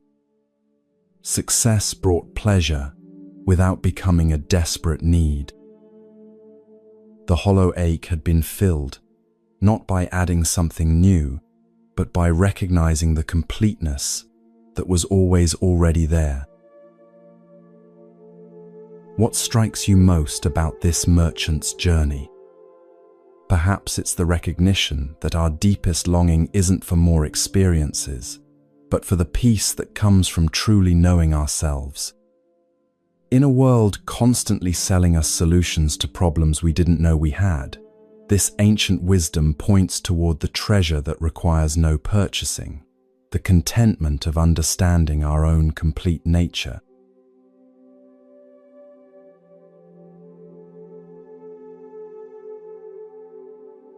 The beggar who owned everything. A man shuffled through the dusty streets of the village, his clothes patched and worn, his bare feet calloused from walking endless miles in search of work. He owned nothing except the threadbare garments on his back and a small clay bowl for collecting food. Other villagers averted their eyes when he passed, as if poverty might be contagious. Yet this beggar was about to receive a lesson that would transform his understanding of wealth forever. Word had spread that the Buddha himself was teaching in a nearby grove, and people from across the region were gathering to hear his wisdom. The beggar, despite feeling unworthy among the well-dressed crowds, found himself drawn to the teacher's presence. Perhaps, he thought, even someone as lowly as himself might benefit from hearing these sacred teachings. He approached hesitantly, keeping to the edges of the assembled crowd. As the teaching concluded and people began to disperse, the beggar surprised himself by approaching the Buddha directly. His voice trembled with both reverence and desperation as he spoke. "Blessed One, I am the poorest man in this village. I own nothing in this world and struggle daily just to survive. Can you give me something, anything, that might relieve my suffering and help me find some measure of peace?" The Buddha looked at this humble man with eyes that seemed to see far beyond surface appearances. Instead of offering the expected response, perhaps food, money, or simple comfort, the Buddha asked an unexpected question. "Tell me, friend, what do you already possess?" The beggar's face showed genuine confusion. "Nothing, blessed one. I have no land, no money, no home, no possessions of any kind. I am completely empty-handed." He held up his worn palms as if to demonstrate their emptiness.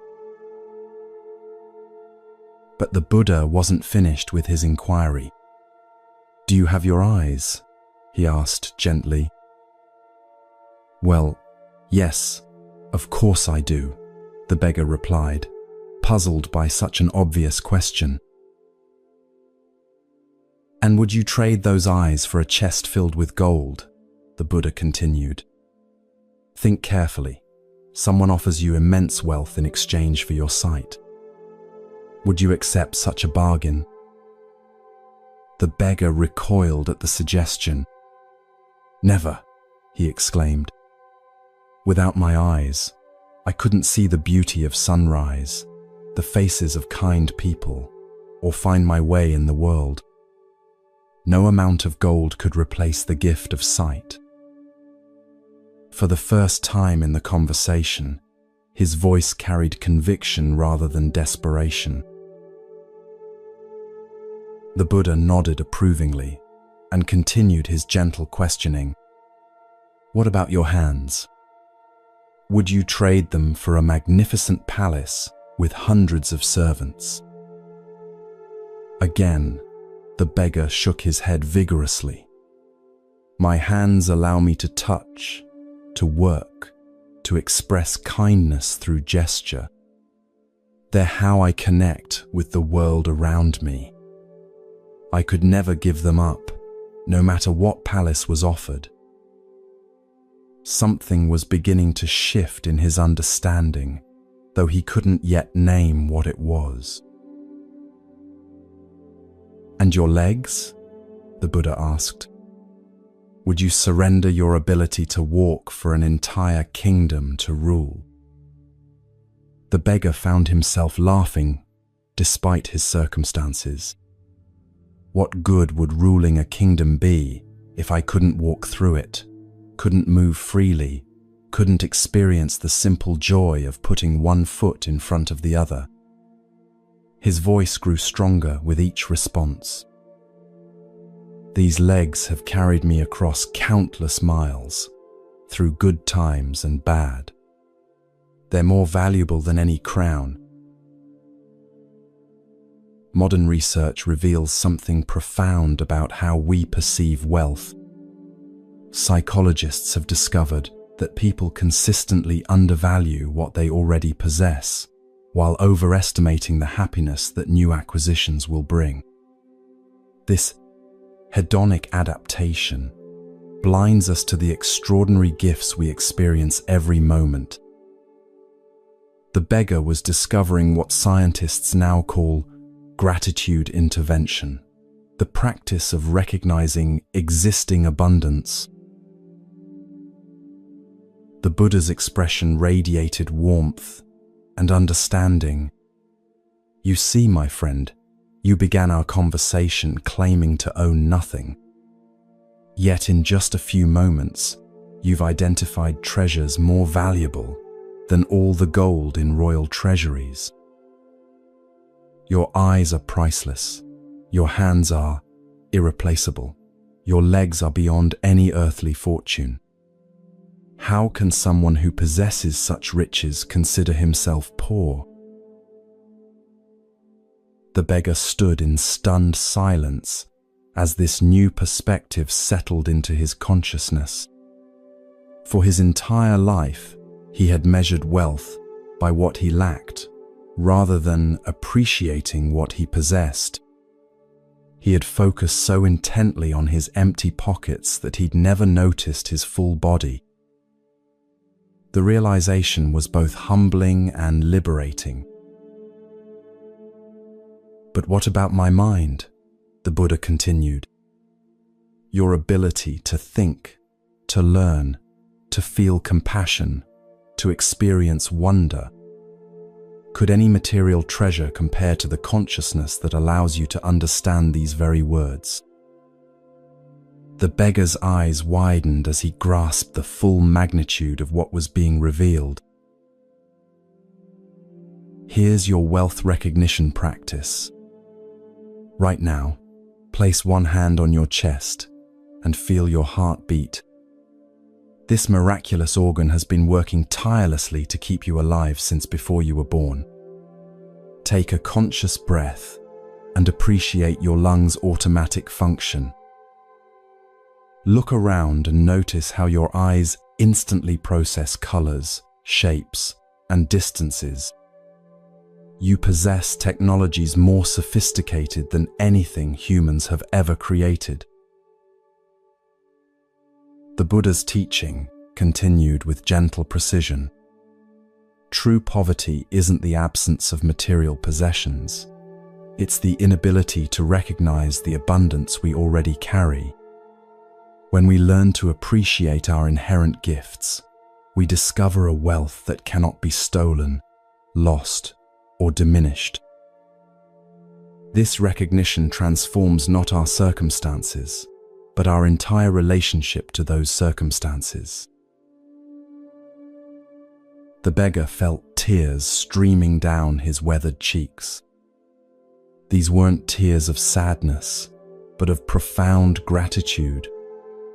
He understood now that he had been living like someone dying of thirst while standing in a flowing river. The abundance had always been there. He simply hadn't known how to see it. From that moment forward, the beggar's daily experience underwent a complete transformation. He still faced the same material challenges, still needed to seek food and shelter, but now he walked through the world as someone who knew his true worth. When he awoke each morning, his first thought was gratitude for the gift of another day. When he ate simple food, he tasted it with the appreciation of someone who understood nourishment as a miracle. The villagers began to notice something different about this man they had once pitied.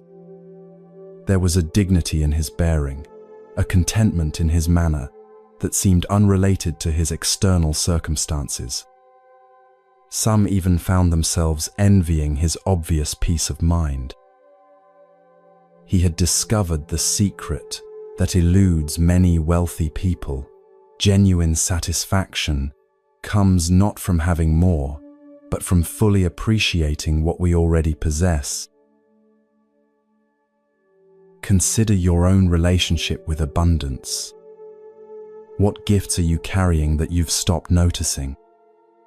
Perhaps it's time to conduct your own inventory of the irreplaceable treasures you possess, starting with the breath that's sustaining you right now.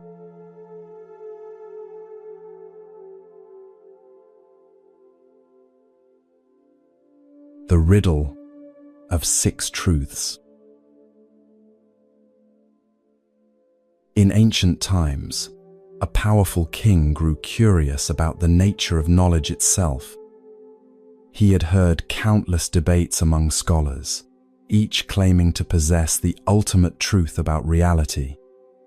Frustrated by their contradictions, he devised an unusual experiment.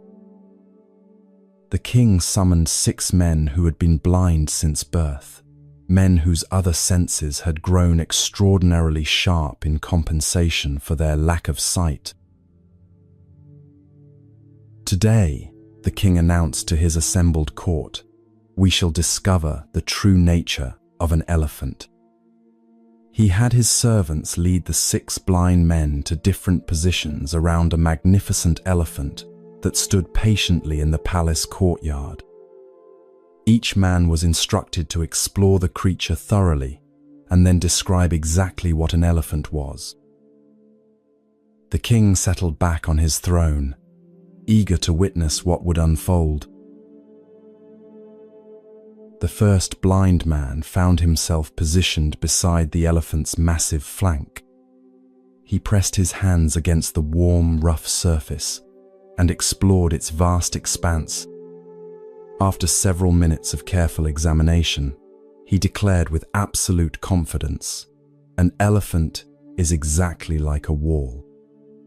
It's enormous, sturdy, and immovable. I have felt every inch of this creature, and there can be no doubt about its true nature." The second man, who had been exploring the elephant's long, curved tusk, immediately protested. "You're completely wrong," he exclaimed. "An elephant is nothing like a wall. It's smooth, hard, and pointed like a great spear. I've examined this beast thoroughly, and anyone with functioning hands can feel that it's clearly a weapon designed for battle." Meanwhile, the third blind man had discovered the elephant's trunk. He marveled at its flexibility, its ability to move in all directions, and its incredible strength. "Both of you are mistaken," he announced firmly. "An elephant is obviously a large, powerful snake. It's long, flexible, and incredibly strong. I can feel it moving and coiling. There's no question about what this creature truly is." The fourth man, who had wrapped his arms around one of the elephant's thick legs, shook his head in disbelief at his companion's descriptions. "You're all completely wrong," he declared. "An elephant is like a massive tree trunk. It's round, solid, and rooted firmly to the ground. I've embraced this pillar of living wood, and I know with certainty what stands before us." From his position near the elephant's ear, the fifth man listened to this debate with growing frustration. "None of you understand what you're talking about," he called out. "An elephant is clearly like a great fan.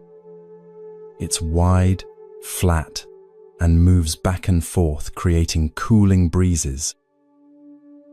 I've felt its gentle motion and experienced its function.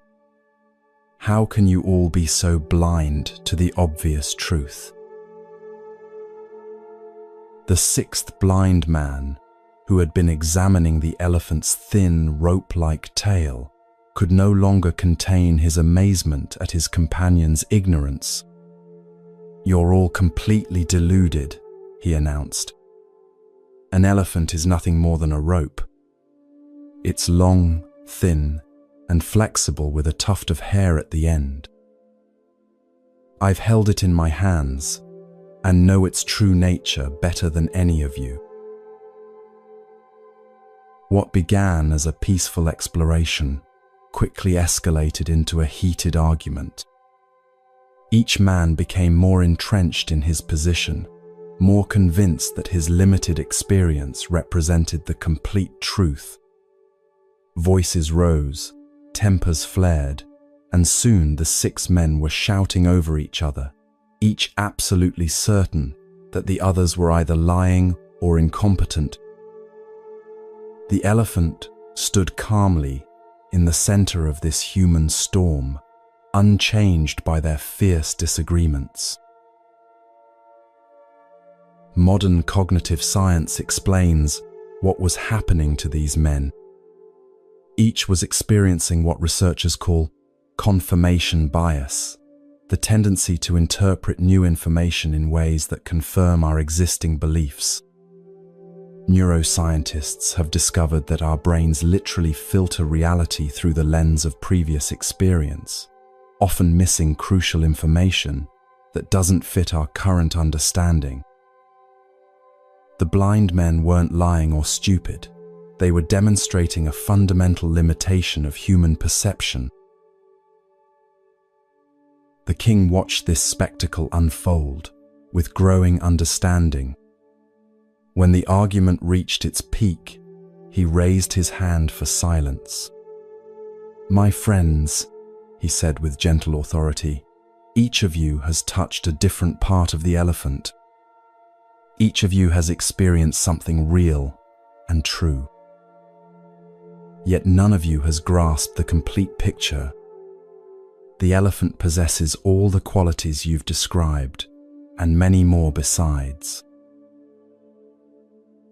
The 6 men fell silent, suddenly realizing the limitation of their individual perspectives. Each had assumed that his partial experience represented total knowledge. None had considered that others might be experiencing different but equally valid aspects of the same reality. Their argument had been based not on falsehood, but on incomplete understanding. Here's your perspective practice. Think of a recent disagreement you've had with someone. Instead of assuming they were wrong and you were right, consider this question: what part of the elephant might they have been touching? What if their viewpoint, however different from yours, revealed something real that you couldn't see from your position? This doesn't mean all opinions are equally valid, but rather that truth is often larger than any single perspective can contain. When Buddha later told this story to his disciples, he used it to illustrate profound truths about the nature of understanding. In life, he explained, people approach reality from different angles, shaped by their unique experiences, cultural backgrounds, and personal limitations. Each person's viewpoint reveals something genuine, yet remains incomplete. Wisdom comes not from insisting that our perspective is the only valid one, but from recognizing the partial nature of all human understanding. The elephant in this story represents the vastness of existence itself. Whether we're discussing spiritual truth, political solutions, or even simple daily experiences, we're often like the blind men, confident in our limited perceptions, while missing the larger picture.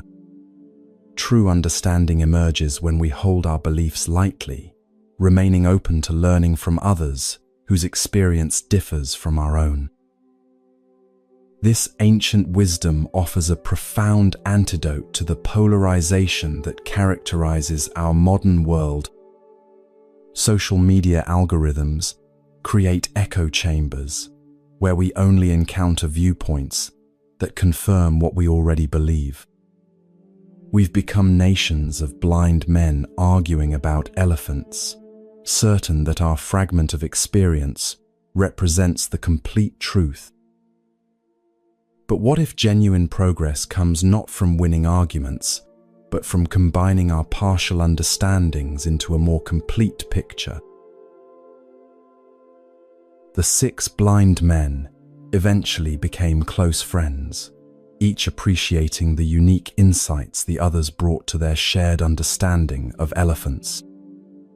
They learned that collaboration revealed far more than competition ever could.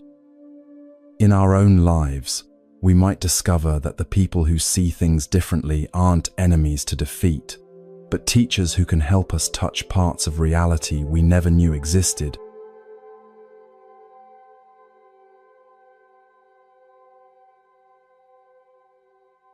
The robe worth more than gold.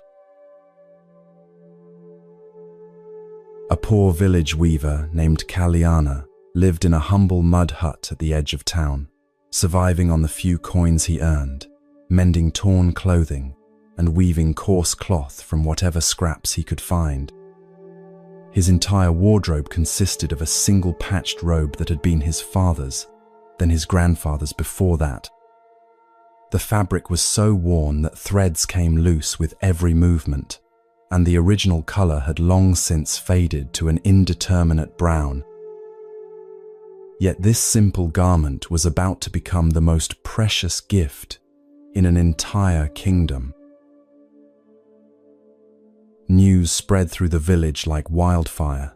The Buddha himself was coming to teach.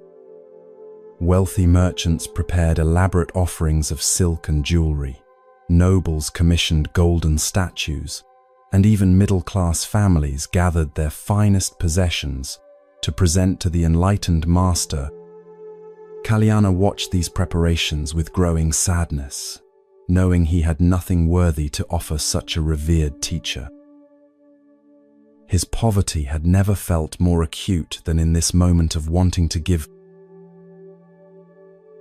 As the day approached, Kalyana's desire to participate in the offering ceremony grew overwhelming. He looked around his sparse dwelling, a cracked water pot, a worn sleeping mat, a few tools for his trade. Nothing seemed appropriate for someone of the Buddha's stature. Then his eyes fell upon his only robe, hanging on a wooden peg by the door. The idea that formed in his mind seemed almost ridiculous. How could his tattered old robe possibly compare to the magnificent gifts others would present? Yet something deep in his heart told him that the value of a gift lay not in its market price, but in the love with which it was given. If this robe was all he had, then it would have to be enough. When the Buddha arrived at the village center, crowds gathered in reverent silence. One by one, the wealthy citizens stepped forward with their lavish offerings. Silk merchants presented bolts of fabric that shimmered like captured sunlight. Jewelers offered necklaces that could have fed entire families for years. Each gift was received with equal grace, the Buddha's eyes reflecting appreciation for both the offering and the giver's intention. Kalyana stood at the back of the crowd, clutching his folded robe with trembling hands. As the ceremony continued, his courage began to waver. What would people think when they saw him approach the master with such a humble offering? Would they laugh at his presumption? Would the Buddha himself be embarrassed by such a pitiful gift? But then the Buddha's eyes found his across the crowd. In that gaze, Kalyana saw not judgment, but infinite compassion, not expectations, but complete acceptance. Something in that look gave him the courage to step forward. With each step, his nervousness transformed into determination, his shame into quiet dignity. When Kalyana reached the Buddha, he removed his robe and held it out with both hands. The crowd fell silent, some whispering in amazement at his audacity. Here was a man offering his only garment, leaving himself with nothing but the simple undercloth worn beneath. His voice barely above a whisper, Kalyana spoke from his heart. "Blessed teacher, I have no gold or precious stones to offer you. This old robe is everything I own in this world. It may be worthless to others, but I give it to you with complete devotion and gratitude for your teachings. Please accept this humble gift from one who has nothing else to give." The Buddha's response surprised everyone present. Instead of simply accepting the robe politely, he stood up and received it with the same reverence he might show a sacred relic. He held the worn fabric gently in his hands, examining it not with his eyes but with his heart. Then, to the astonishment of the entire gathering, he put on Kalyana's robe over his own garments. Modern psychology reveals something profound about the neuroscience of giving. Research shows that acts of generosity activate the brain's reward centers more powerfully when they involve personal sacrifice. The joy we experience from giving isn't proportional to the gift's monetary value, but to the meaning and intention behind it. Kalyana was experiencing what scientists now call helper's high, the euphoria that comes from selfless giving. "My friends," the Buddha addressed the crowd, his voice carrying special warmth, "look at this beautiful robe that Kalyana has offered. Do you see only worn fabric and faded colors? I see something far more precious. This gift represents complete generosity, the willingness to give everything one possesses without holding anything back." He continued, gesturing to the magnificent offerings that surrounded them. "These other gifts, beautiful as they are, represent only a portion of their giver's wealth. But Kalyana has given 100% of what he owns. His sacrifice is complete, his generosity absolute. In the eyes of wisdom, this makes his offering infinitely more valuable than all the gold and jewels combined." The crowd began to murmur with understanding, seeing Kalyana's gift through new eyes. What had seemed like poverty was revealed as profound richness of spirit. The weaver's willingness to give everything transformed his humble offering into something sacred. Here's your generosity reflection. Think about your own giving. Do you tend to offer only what's convenient or comfortable to part with? What would it feel like to give something that actually matters to you, something whose absence you truly notice? True generosity isn't measured by the size of the gift, but by the size of the sacrifice relative to what we have. For the remainder of his stay in the village, the Buddha continued wearing Kalyana's robe. This simple act honored not just the gift itself, but the spirit of complete offering it represented. The other villagers, inspired by Kalyana's example, began to reconsider their own relationship with possessions and giving. They realized that true wealth wasn't about what you could afford to give away, but about what you were willing to give away.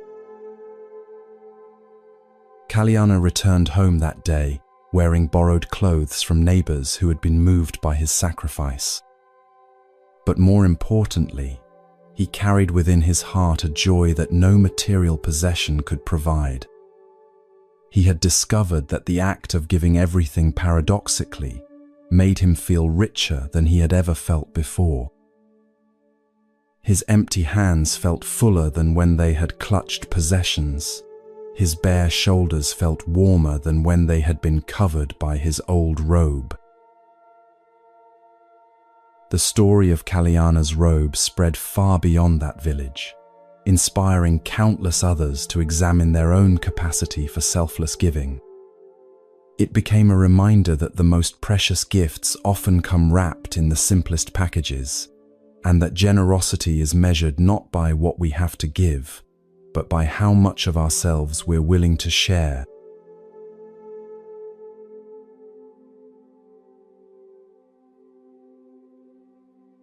The fish that chose freedom. Deep in an emerald forest where sunlight danced through ancient canopies, a golden fish lived in perfect harmony with the flowing river that had been its home for countless seasons. This wasn't an ordinary fish. Its scales shimmered like captured starlight, and its graceful movements seemed to embody the very essence of flowing water. Every creature in the forest knew of this magnificent being, whose beauty had become legendary throughout the region. Yet beauty, as this fish would soon discover, can sometimes become its own kind of prison. One morning, as mist still clung to the water's surface, a skilled fisherman arrived at the riverbank. He had traveled many miles after hearing tales of the golden fish, driven not by hunger, but by the prospect of an extraordinary catch that could change his fortunes forever. The fisherman knew that such a rare creature would be worth a king's ransom to the right buyer. He cast his nets with the patience of someone who understood that some prizes require careful waiting. Hours passed before the fisherman felt the telltale tug that indicated success. As he drew in his net, his heart raced with excitement. There, gleaming like liquid gold in the morning light, was the legendary fish he had sought. The creature's beauty exceeded even the most extravagant descriptions he had heard. This single catch would indeed make him wealthy beyond his wildest dreams. But as the fisherman prepared to secure his prize, something unexpected occurred. The golden fish spoke, its voice carrying a clarity that transcended the boundary between species. "Kind fisherman," it said, its words rippling through the air like water itself, "I understand why you have caught me. My golden scales would indeed bring you great wealth. But before you claim your prize, might I ask you to consider something far more valuable than gold?" The fisherman paused, startled by this turn of events. In all his years of fishing, he had never encountered anything like this. Curiosity momentarily overcame his greed, as he found himself genuinely interested in what the fish might offer. "Speak then," he said, though his grip on the net remained firm. "What could possibly be more valuable than your golden scales?" "My freedom," the fish replied simply.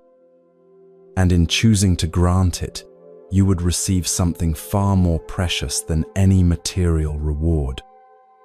You would experience the joy that comes from an act of pure compassion. You would know the peace that follows when we choose love over profit, mercy over advantage."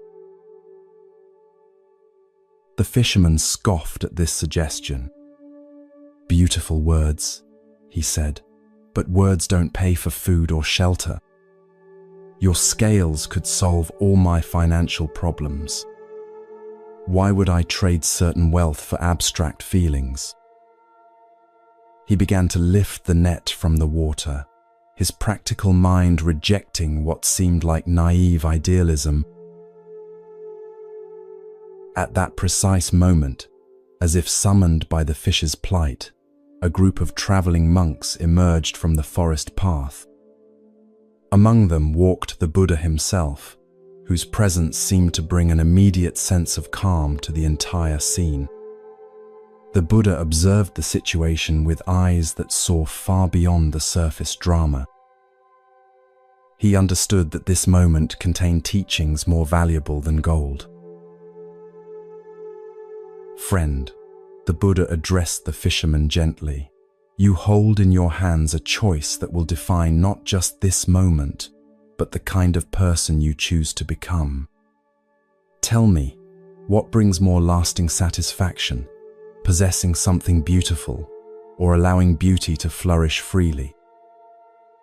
Modern neuroscience reveals something fascinating about how acts of compassion affect our brains. Studies show that when we choose empathy over self-interest, our brains release a cocktail of chemicals, oxytocin, dopamine, and endorphins, that create feelings of well-being more lasting than those produced by material acquisitions. The Buddha was pointing toward what researchers now call compassion satisfaction, the deep fulfillment that comes from alleviating another's suffering. The fisherman found himself genuinely torn. Part of him remained focused on the practical benefits of his catch, but another part, stirred by the Buddha's presence and the fish's eloquent plea, began to feel something unfamiliar.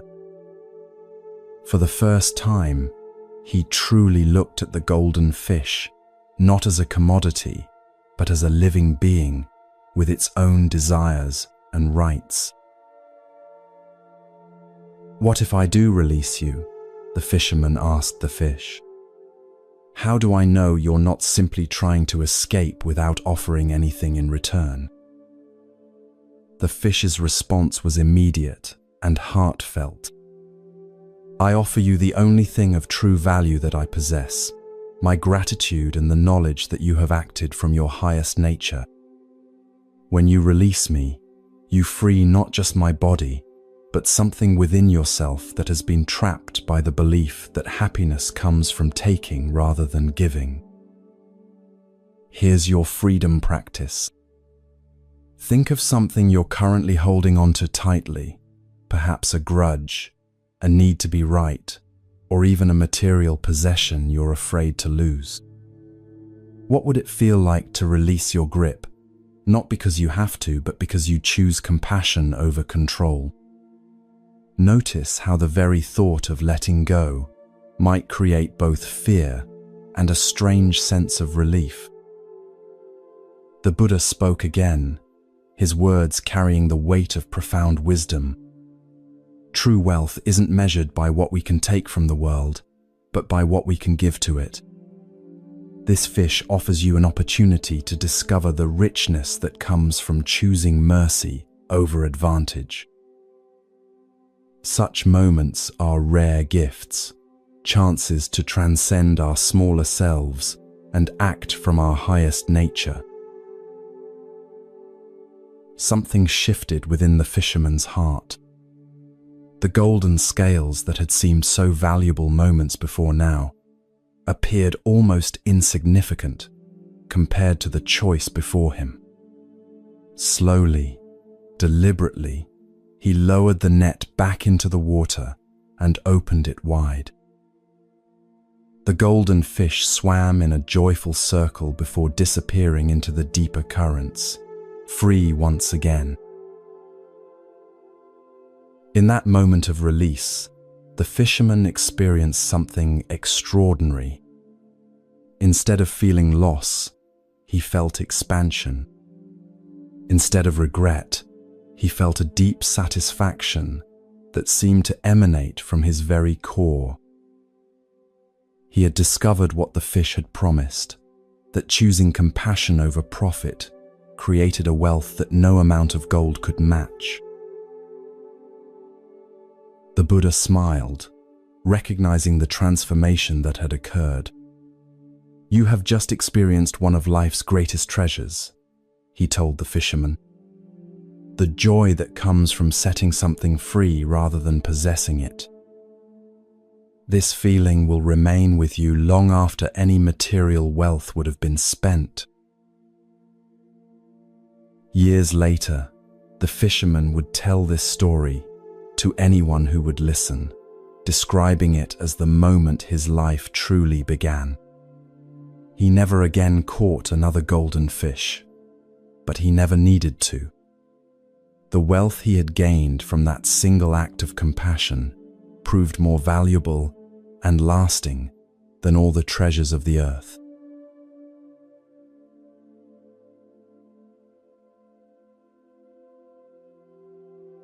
the criminal who found light. In the darkest shadows of an ancient forest, where even sunlight seemed reluctant to enter, there lived a man whose very name struck terror into the hearts of all who heard it. Angulimala, which means garland of fingers, had earned this fearsome title through acts so violent that mothers whispered his name to frighten disobedient children. Around his neck hung a gruesome necklace made from the fingers of his victims. 999 fingers adorned this macabre ornament, and he sought just one more to complete his collection of 1,000. But Angulimala had not always been a monster. He was born as Ahimsaka, a name meaning harmless one, to loving parents who had raised him with kindness and hope. As a young man, he had been gentle, intelligent, and devoted to his studies. Yet a series of cruel betrayals and manipulations by a jealous teacher had slowly twisted his heart, transforming compassion into rage, trust into suspicion, and hope into despair. Now, consumed by darkness and driven by a madness that had replaced all human feeling, Angulimala roamed the forest like a predatory beast. Entire villages had been abandoned as people fled in terror from his path. Even the king's bravest soldiers refused to enter the forest where this demon walked. It seemed that nothing could stop his reign of terror, that he was lost forever to the shadows that had consumed his soul. On this particular morning, as mist clung to the forest floor and birds remained silent in their hidden perches, Angulimala crouched behind a massive tree trunk. His wild eyes scanned the forest path, watching for the next victim who would provide the final finger for his grisly collection. He had become so consumed by violence that he could no longer remember why he had begun this murderous quest. Killing had become not just his purpose, but his entire identity. Then, through the morning mist, a solitary figure appeared on the forest path. It was a monk walking with unhurried steps, his saffron robes bright against the forest's gloom. What struck Angulimala immediately was the complete absence of fear in the monk's bearing. While others ran screaming from these woods, this man moved with serene confidence, as if walking through his own garden. Angulimala emerged from his hiding place, brandishing his weapons and fixing the monk with a stare that had paralyzed countless victims. "Stop, monk!" he roared, his voice echoing through the trees like thunder. "Do you not know who I am? I am Angulimala, the terror of this forest. Turn back now if you value your life." But the monk continued walking at the same peaceful pace, neither quickening his steps nor showing the slightest sign of alarm. This unexpected response confused and enraged Angulimala. He began running toward the monk, his weapons raised and murder in his heart. Yet no matter how fast he ran, he could not seem to catch up with the slowly walking figure. After what felt like hours of futile pursuit, Angulimala finally stopped, gasping for breath and utterly bewildered. "Stop, monk," he called out again, his voice now carrying a note of desperation rather than threat. "Why won't you stop running from me?" The monk turned slowly, and for the first time, Angulimala saw his face. It was the Buddha himself, his countenance radiating such profound compassion that it seemed to illuminate the entire forest. When he spoke, his words carried a gentleness that penetrated even Angulimala's hardened heart. I have stopped, Angulimala. It is you who are still running. These simple words struck Angulimala like lightning. In Buddhist teaching, this moment represents the possibility of awakening that exists in every being, no matter how lost they may seem. The Buddha's response pointed to a profound truth, that while Angulimala's body had stopped moving, his mind was still running. Running from his own pain, running from his true nature, running from the possibility of peace. What do you mean? Angulimala asked, his weapons lowering despite himself. For the first time in years, he found himself genuinely curious, rather than simply murderous. The Buddha's eyes held infinite patience as he explained, I have stopped running from suffering, stopped fleeing from truth, stopped trying to escape from the present moment. You, however, are still running from your own conscience, running from the possibility of redemption. Your feet may be still, but your heart races away from peace. In Zen Buddhism, this teaching illustrates the difference between outer stillness and inner stillness. Many people appear calm on the surface, while their minds remain in constant agitation. True stopping means finding rest, not just for the body, but for the restless mind that creates all suffering. The Buddha had achieved this complete stopping, while Angulimala remained trapped in the endless motion of craving and hatred. Something profound began to shift within Angulimala's consciousness. For the first time since his transformation into a killer, he truly saw himself as he had become. The finger necklace around his neck suddenly felt unbearably heavy. The weapons in his hands seemed foreign, as if they belonged to someone else. Most surprisingly, he felt tears beginning to flow down his cheeks, the first tears he had shed in years. Is it possible? Angulimala whispered, his voice breaking, for someone like me to stop running? Is there hope for one who has caused so much suffering? The Buddha's response embodied the essence of Buddhist compassion. Every being possesses Buddha nature, he said gently. No matter how deeply buried it may become under layers of anger, fear, and delusion, this pure essence can never be destroyed. What you call evil is simply confusion about your true nature. When the confusion clears, the light that was always there can shine again. This teaching reflects the Buddhist understanding that no one is fundamentally evil. What we call evil actions arise from ignorance of our interconnected nature. When beings truly understand that harming others only harms themselves, when they recognize their essential unity with all life, harmful actions naturally cease.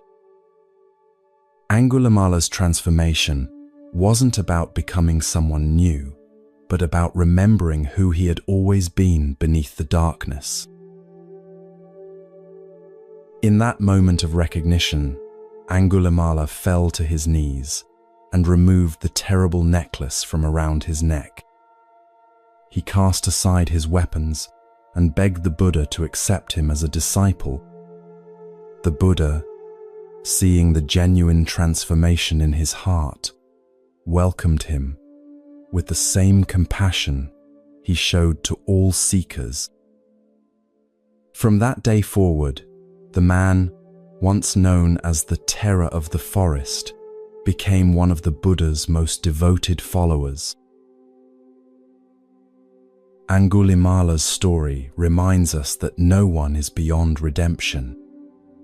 In our own lives, we may encounter people who seem irredeemably lost to anger, hatred, or destructive patterns. Buddhist wisdom teaches us to look beyond surface behaviors to the Buddha nature that exists in every being. Sometimes, the most profound transformations occur in those who seem most unlikely to change.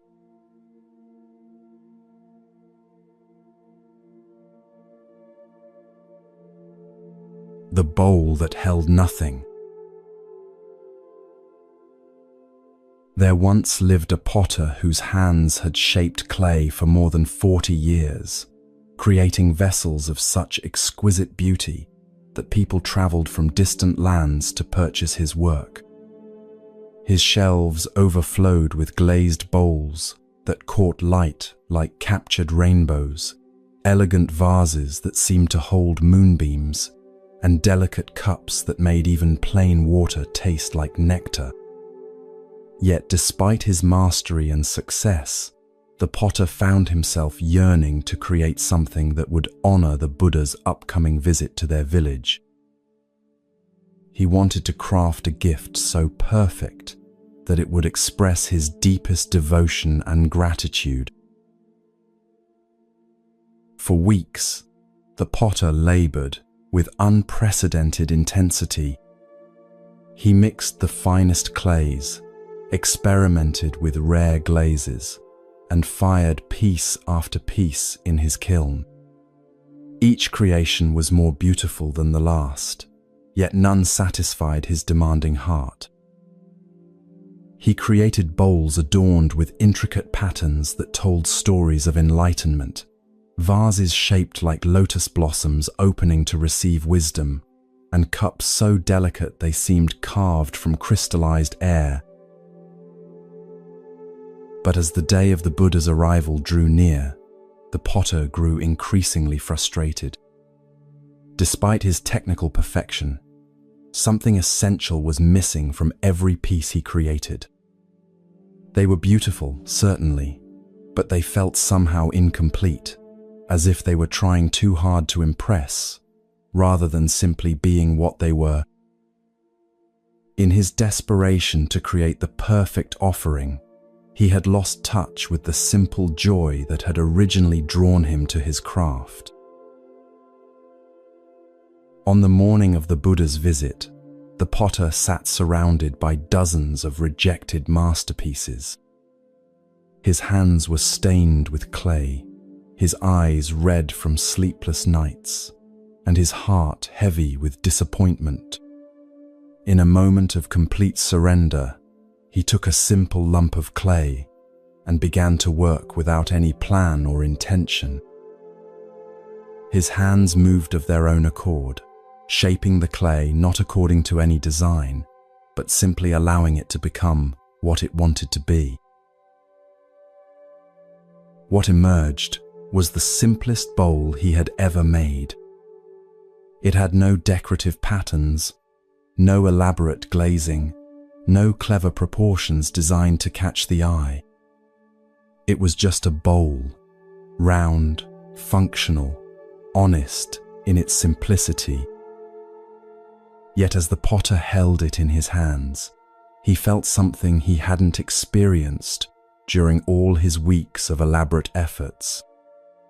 This humble vessel seemed to radiate a quiet dignity that all his ornate creations had lacked. When the Buddha arrived at the village center, crowds gathered with their carefully prepared offerings.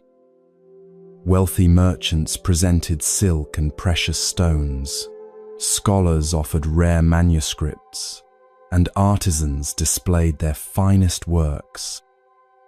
The potter approached hesitantly, his simple bowl feeling embarrassingly plain compared to the magnificent gifts surrounding them. Yet he had nothing else to offer, so he stepped forward with quiet humility. "Blessed teacher," the potter said softly, extending his humble creation, "I worked for weeks, trying to create something worthy of your presence. Nothing I made satisfied me until I stopped trying so hard. This simple bowl is all I have to offer. It holds nothing but my sincere gratitude for your teachings." The Buddha received the plain bowl with the same reverence he had shown to all the elaborate gifts. But instead of setting it aside, he held it up for everyone to see. "Look at this beautiful bowl," he said, his voice carrying across the silent crowd. "Do you see its true nature?" The assembled villagers looked puzzled. Compared to the ornate offerings surrounding it, the potter's bowl seemed almost apologetically simple. What could the Buddha possibly find remarkable about such an ordinary object? "This bowl," the Buddha continued, "embodies one of the deepest truths of existence. Its value lies not in what it contains, but in its capacity to contain. A bowl's usefulness comes from its emptiness, not from its substance. The space within is what makes it functional. The absence is what gives it purpose." In Buddhist understanding, emptiness doesn't mean void or meaningless. Rather, it refers to the absence of fixed, separate existence. Just as a bowl's emptiness allows it to hold water, tea, or rice, our own emptiness of rigid self-concepts allows us to be filled with compassion, wisdom, and peace. The potter's simple bowl had become a perfect teacher, demonstrating this profound principle without saying a word. The Buddha continued his teaching, using the humble bowl as his guide. "See how this potter has created something that doesn't call attention to itself.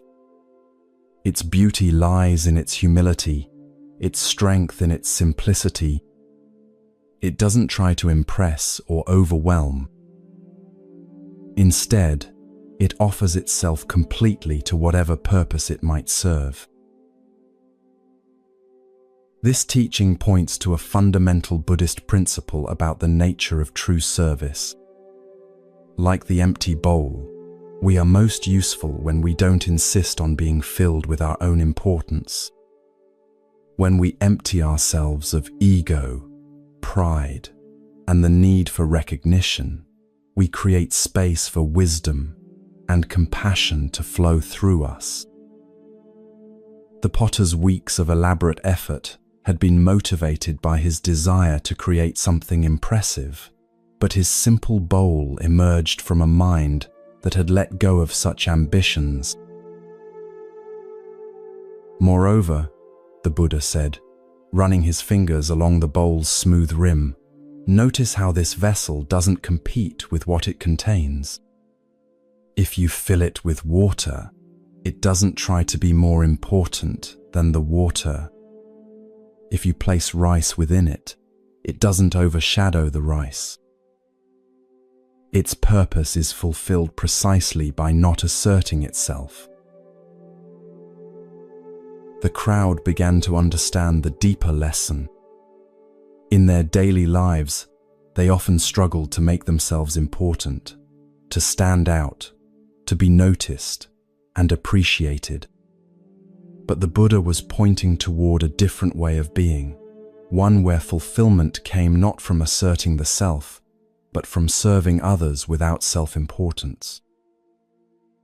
Like the bowl, true satisfaction came from emptying oneself rather than filling oneself. The potter listened to these teachings with growing wonder. He realized that in his weeks of frustrated effort, he had been trying to put himself into his work, rather than getting himself out of the way.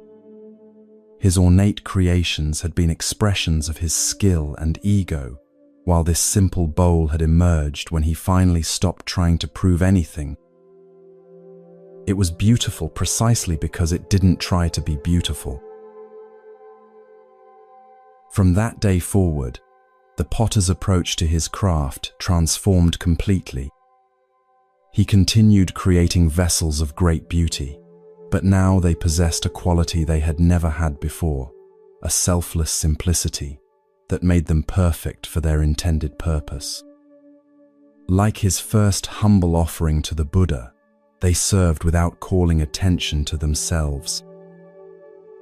In learning to create empty vessels, he had discovered how to empty himself of the very obstacles that had prevented his greatest work.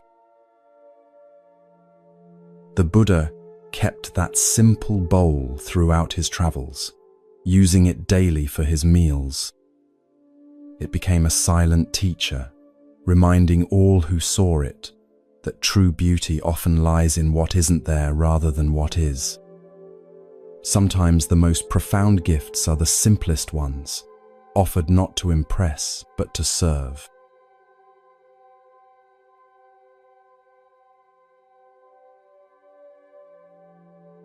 The serpent that poisoned itself.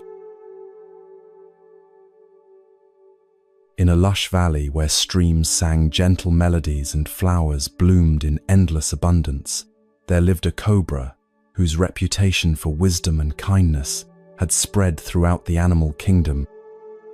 This serpent was known not for striking fear into other creatures, but for offering protection to the vulnerable and counsel to the confused.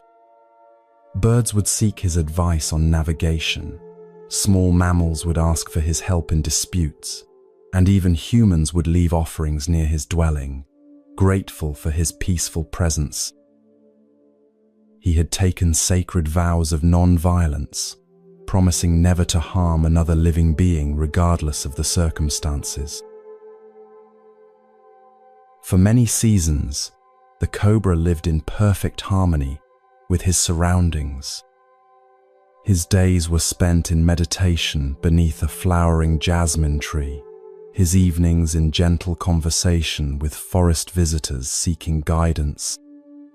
The very sight of his graceful form moving through the grass brought comfort to other creatures rather than terror.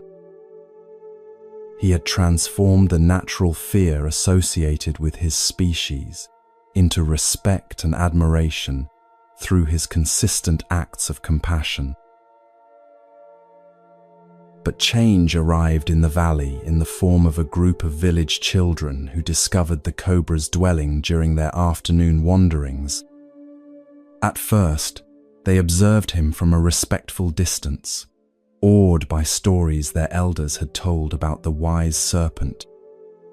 However, as days passed and they noticed his complete refusal to defend himself, their respect gradually transformed into something far more dangerous. They began to see his gentleness, not as strength, but as weakness to be exploited. What started as playful curiosity soon escalated into deliberate cruelty. The children would throw stones at the cobra, pull at his tail when he tried to rest, and disturb his meditation with loud noises and taunts. Each act of aggression grew bolder than the last, as they discovered that the serpent would simply retreat rather than retaliate. Their games became increasingly vicious, driven by the intoxicating power they felt over a creature that could have easily harmed them but chose not to. Day after day, the cobra endured this torment with patient acceptance. His body became scarred from the stones, his rest was constantly interrupted, and his peaceful existence turned into a daily ordeal of suffering. Yet he held firmly to his vows of non-violence, believing that any aggressive response would contradict the spiritual principles he had dedicated his life to following. He told himself that their cruelty was temporary, that eventually they would grow tired of their games and leave him in peace. but the children's behavior only worsened. Word spread among the village youth about the serpent who wouldn't fight back, and soon larger groups began visiting the valley, specifically to torment the defenseless creature. What had once been a sanctuary of peace became a playground for cruelty. The cobra's reputation for wisdom began to fade, replaced by whispers that he was simply a coward masquerading as a saint. One afternoon, when the cobra's suffering had reached its peak, the Buddha happened to be traveling through the valley. He came upon the serpent lying battered and exhausted beneath his jasmine tree, his once brilliant scales dulled by abuse, and his spirit clearly broken. The Buddha sat down beside the wounded creature with infinite compassion, sensing the profound confusion and pain that had replaced the cobra's former serenity. "Tell me, friend," the Buddha said gently, "what has brought you to this state?" The cobra related his story with a voice heavy with despair. "Blessed teacher, I took vows never to harm any living being, and I have kept those vows faithfully. Yet my commitment to non-violence has only invited more violence. The children torture me daily, and I do nothing to stop them. I begin to wonder if my path of peace was a mistake, if perhaps some beings only understand the language of force." The Buddha listened with complete attention, his eyes reflecting deep understanding of the cobra's dilemma. When the serpent finished his tale, the Buddha smiled with gentle wisdom. "My friend, you have confused non-violence with non-resistance. There is a profound difference between refusing to harm others and allowing others to harm you without limit. True compassion sometimes requires us to set clear boundaries, not only for our own well-being, but for the spiritual welfare of those who would do us harm." This teaching illuminates a crucial understanding in Buddhist practice. Non-violence, or ahimsa, doesn't mean becoming a passive victim of others' aggression. Rather, it means responding to harmful situations with wisdom rather than hatred, firmness rather than revenge. The cobra had allowed his interpretation of non-violence to become a form of enabling, actually encouraging the children's cruelty by removing all consequences for their actions. "But how can I set boundaries without violence?" the cobra asked, his confusion evident. "My very nature as a serpent means that any defense I offer might seriously harm them." The Buddha's response revealed the subtle art of skillful means. "You need not bite to protect yourself," he explained. "You can rise up to your full height, spread your hood, and hiss with authority. You can show them that while you choose not to harm them, you are perfectly capable of doing so. This display of strength serves both of you. It protects you from abuse, while teaching them that their actions have consequences." This wisdom points to the Buddhist understanding that true strength often lies in restraint rather than action. The cobra's power wasn't in his ability to strike, but in his conscious choice not to strike when he easily could. However, for this choice to be meaningful, others needed to understand that it was indeed a choice rather than helplessness. By clearly demonstrating his capability while choosing restraint, the cobra would be teaching a far more powerful lesson than either violence or passive acceptance could provide. The next day, when the children arrived for their usual torment, they found a very different serpent waiting for them. As they approached with their stones and taunts, the cobra rose to his full magnificent height, spread his hood wide, and released a hiss that resonated with unmistakable authority. His eyes blazed with fierce compassion as he held their gaze steadily. The children froze, suddenly remembering that they were face to face with one of nature's most powerful predators. But the cobra did not strike. After holding his position long enough to make his point clear, he slowly lowered himself and resumed his peaceful posture. The message was unmistakable. I could harm you easily, but I choose not to. However, I will no longer allow you to harm me without consequence. The children retreated, their games suddenly seeming far less amusing when faced with real power consciously restrained. From that day forward, the cobra's dwelling became peaceful once again. The children learned to approach him with the respect his wisdom deserved, and he resumed his role as a teacher and protector in the valley. He had discovered that true non-violence sometimes requires the courage to appear dangerous while choosing to remain harmless. In learning to set boundaries with compassionate firmness, he had found a deeper understanding of what it truly means to serve others' highest good.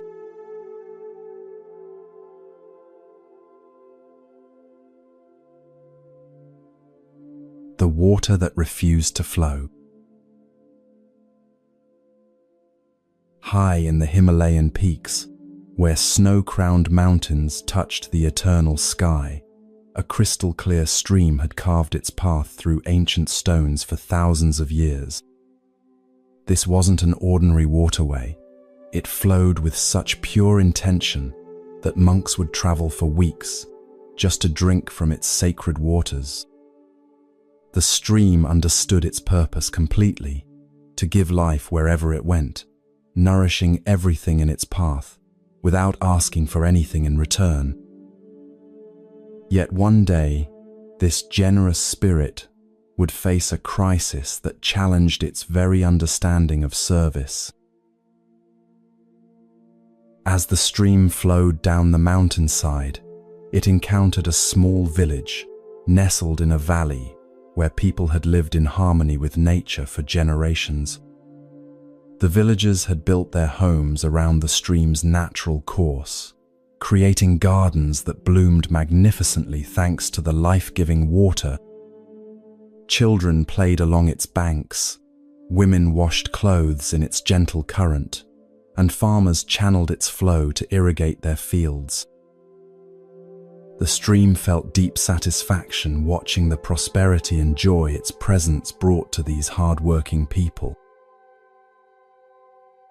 But as seasons passed, the villagers began to take the stream's generosity for granted. They built larger and more elaborate channels to divert its water, caring little about how this affected the stream's natural flow. They dumped waste into its banks, polluted its clean waters with soap and refuse, and showed no gratitude for the abundance it provided. Where once there had been respectful cooperation, now there was thoughtless exploitation. The stream watched with growing sadness as its pure waters became cloudy and its banks littered with debris. Fish began to die in its poisoned currents, and the beautiful plants along its edges withered from contamination. Yet still the villagers demanded more water for their expanding farms and growing population, never considering the cost of their carelessness. The stream's generous heart began to ache, with a pain it had never experienced before. One morning, as the stream witnessed a particularly thoughtless act, a villager dumping kitchen waste directly into its flow while simultaneously drawing clean water for his family, something inside the water's consciousness snapped. "Enough," the stream declared, its voice echoing through the valley like thunder. "I have given and given until I am poisoned and polluted. If this is how my generosity is received, then I shall give no more." In its hurt and anger, the stream made a fateful decision. It would redirect its flow away from the village entirely, finding a new path that avoided human contact altogether. The water began carving a different channel through the mountains, abandoning the valley where it had flowed for millennia. "Let them find water elsewhere," the stream thought bitterly. "I will no longer waste my purity on those who appreciate nothing." Within days, the effects of the stream's departure became catastrophic. Gardens withered under the merciless sun, wells ran dry, and the villagers faced the terrifying prospect of drought. Panic spread through the community as they realized what their carelessness had cost them. But by then, it seemed too late. The stream was gone, and no amount of regret could call it back. High in the mountains, far from human settlement, the stream initially felt vindicated in its decision. Its waters ran clear again, unpolluted by human waste. No one made demands on its generosity or took its gifts for granted. Yet as days passed in this pristine solitude, an unexpected emptiness began to grow within the stream's consciousness. It was during this time of isolation that the Buddha, traveling through the high mountain passes, encountered the displaced stream. He sat beside its banks in quiet meditation, sensing the water's inner turmoil despite its outward purity. When he finally spoke, his words carried the gentle wisdom of one who understood the deepest currents of the heart. "Beautiful stream, why do you flow here in the wilderness when your true calling lies in the valley below?" The stream poured out its story to the compassionate teacher, describing the villagers' ingratitude and the pollution they had brought to its sacred waters. "I gave them everything," the stream said, its voice heavy with hurt, "and they repaid my generosity with carelessness and contamination. Why should I continue to serve those who show no respect for my gifts?" The Buddha listened with infinite patience, understanding the stream's pain while seeing the deeper truth that anger had obscured. "Tell me," he said gently, "when you flowed through the village, were there no children who delighted in your coolness on hot days? Were there no flowers that bloomed more beautifully because of your nourishment? Were there no moments of joy and life that existed because of your presence?" The stream paused, remembering scenes it had forgotten in its anger. Yes, there had been children's laughter echoing from its banks, elderly villagers finding peace in the sound of its flow, and countless moments of simple beauty that its presence had made possible. In focusing on the pollution and ingratitude, it had lost sight of the genuine good it had accomplished. "But what about the waste and disrespect?" the stream asked. "How can I continue to give when my gifts are treated so carelessly?" The Buddha's response revealed the heart of compassionate wisdom. "True generosity doesn't depend on the worthiness of the recipient," he explained. "When you made your giving conditional on gratitude and respect, you transformed a pure act of service into a transaction. Your nature is to flow and nourish, not because others deserve it, but because that is what streams do." This teaching illuminated a profound truth about the nature of selfless service. In Buddhist understanding, genuine compassion arises not from the merit of those we help, but from the recognition of our interconnected nature. When we give with expectations or conditions, we create suffering for ourselves when those expectations aren't met. But when we give simply because giving is our nature, we remain free regardless of how our gifts are received. Moreover, the Buddha continued, by withdrawing your waters, you punish not only those who were careless, but also the innocent children, the grateful elders, and the countless creatures who depend on your flow. Your anger has made you withhold your gifts from those who truly appreciate them. Is this the justice you sought? The stream felt a deep shift in its understanding. Its withdrawal had indeed caused suffering for many who had never shown it disrespect. In trying to teach the ungrateful a lesson, it had abandoned its fundamental purpose. True wisdom lay not in withholding its gifts, but in giving them freely, while remaining unattached to how they were received. That very day, the stream began its journey back to the valley, but it returned with a transformed understanding of its role. It would flow and nourish as before, but now it gave without expectation, served without resentment, and maintained its purity not by avoiding contamination, but by continually renewing itself. The villagers, having learned from their near disaster, welcomed the stream's return with genuine gratitude and newfound respect. From that day forward, the stream flowed with even greater joy than before.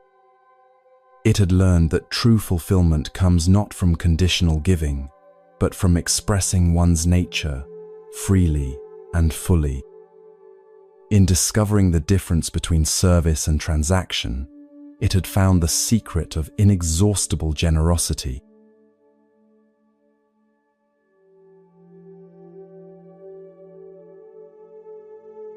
The question that had no answer.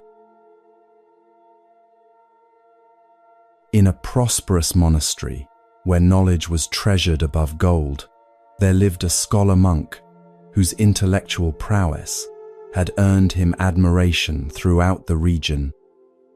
His name was Malunkyaputta, and his mind worked like a perfectly crafted instrument, dissecting every teaching and analyzing every concept with razor-sharp precision. He had memorized thousands of sutras, debated with the greatest minds of his time, and could recite complex philosophical arguments with flawless accuracy. Yet despite all his accumulated knowledge, a growing restlessness gnawed at his heart like a persistent hunger that no amount of learning could satisfy. Malunkyapputta's frustration centered on what he considered fundamental gaps in the Buddha's teachings. The master spoke beautifully about suffering and its cessation, about compassion and wisdom, but he seemed to avoid certain cosmic questions that any serious spiritual seeker should want answered. Where did the universe come from? What happens to enlightened beings after death? Is the soul eternal, or does it perish with the body? These weren't mere intellectual curiosities. To Malunkyaputta, they represented the very foundation upon which any meaningful spiritual practice should rest. For months, the scholar monk wrestled with these unanswered questions, finding them increasingly impossible to ignore. They haunted his meditations, disrupted his studies, and filled his dreams with cosmic puzzles that demanded solution. How could he follow a teacher who refused to address the most basic questions about existence itself? Finally, his frustration reached a breaking point, and he decided to confront the Buddha directly with an ultimatum that would force a resolution. One afternoon, as golden sunlight filtered through the monastery's ancient trees, Malunkyaputta approached the Buddha with determined steps and a mind full of carefully prepared arguments.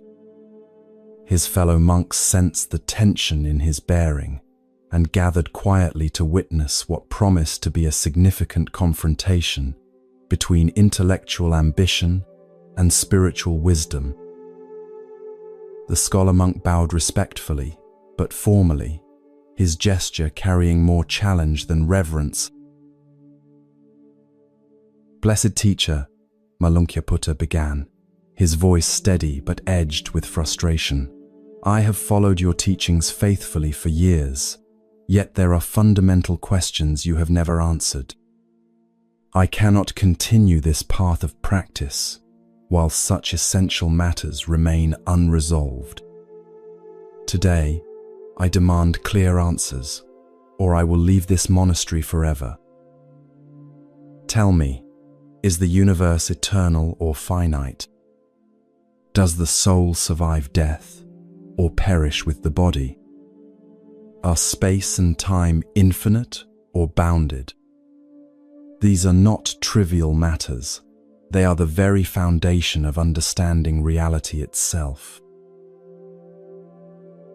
The Buddha listened to this challenge with perfect calm, his eyes reflecting neither surprise nor displeasure at the monk's ultimatum. When Malunkyaputta finished his passionate demand, the teacher sat in thoughtful silence for several moments, as if considering not just the questions themselves, but the deep need that drove them. Then, instead of answering directly, the Buddha began to tell a story that would forever change the scholar monk's understanding of what questions truly matter. "Malunkyaputta," the Buddha said gently, "imagine a man walking through a forest when suddenly he is struck by a poisoned arrow. The arrow pierces deep into his chest, and deadly poison begins coursing through his veins. His friends rush him to a skilled physician who can save his life by removing the arrow and treating the wound. But as the doctor prepares to help him, the wounded man cries out, 'Wait, I refuse treatment until you answer my questions.'" The Buddha's voice took on a tone of gentle urgency as he continued the parable. The dying man demands to know, what kind of wood was this arrow made from? Who crafted the arrowhead? From which direction was it shot? What was the archer's caste and family background? Was the bowstring made of hemp or sinew? What feathers fletched the arrow's shaft? I will not allow you to remove this arrow until you provide complete answers to all these questions. Malunkyaputta began to see where this teaching was leading, but the Buddha wasn't finished. "Tell me, learned monk, what would happen to this man while he insisted on having his intellectual curiosities satisfied before accepting treatment for his life-threatening condition?" "He would die," Malunkyaputta replied softly, the implications beginning to dawn on him. "He would die while demanding answers to questions that have no bearing on his immediate need for healing." "Exactly," the Buddha confirmed with compassionate firmness. "And this, my friend, is precisely your situation. You are struck by the arrow of suffering, the pain of birth, aging, sickness, death, and the constant dissatisfaction that pervades unenlightened existence. I offer you the medicine of the Dharma, the means to remove this arrow and heal the wound of suffering.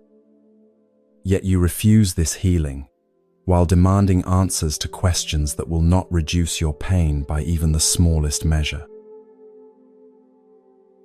The Buddha's teaching revealed the profound difference between intellectual curiosity and spiritual urgency. In Buddhist understanding, certain questions lead toward liberation while others lead only to endless speculation.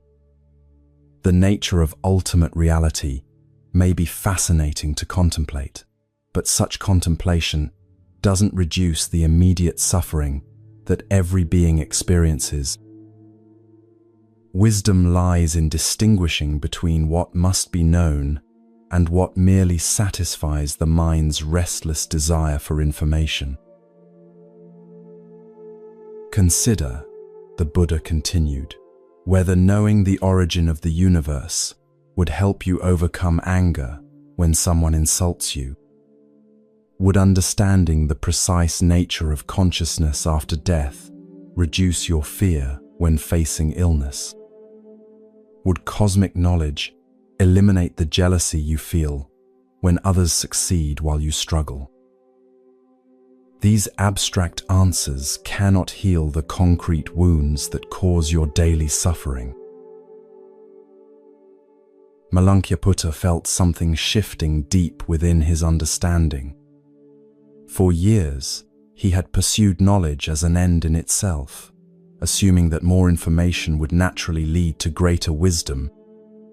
But now he began to see that wisdom wasn't about accumulating answers to every possible question. True wisdom meant recognizing which questions actually mattered for the task of liberation. The teachings I offer, the Buddha explained, are specifically designed to address the arrow of suffering that pierces every human heart. I teach about the nature of suffering because understanding it helps you recognize your condition. I teach about the cause of suffering because knowing it helps you stop creating more pain.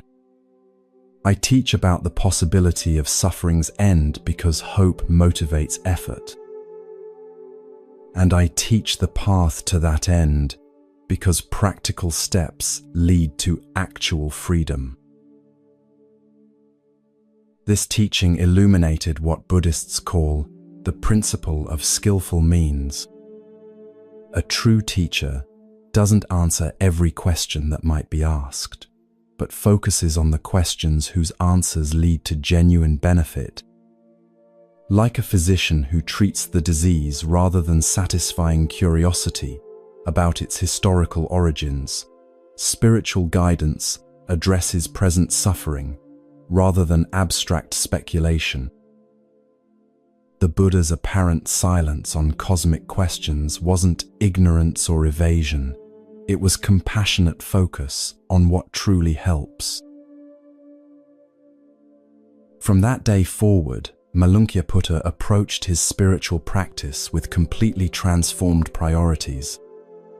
Instead of demanding answers to unanswerable questions, he focused on applying the teachings that directly addressed his suffering. He discovered that, as his actual pain decreased through practice, his desperate need for cosmic explanations naturally faded. In learning to distinguish between helpful knowledge and mere intellectual entertainment, he found a peace that no amount of abstract information could have provided. The scholar monk's transformation became a teaching in itself for the other monks. They learned that the path to wisdom sometimes requires setting aside the very questions that seem most important. True intelligence isn't measured by how many mysteries we can solve, but by how effectively we address the suffering that actually affects our daily lives.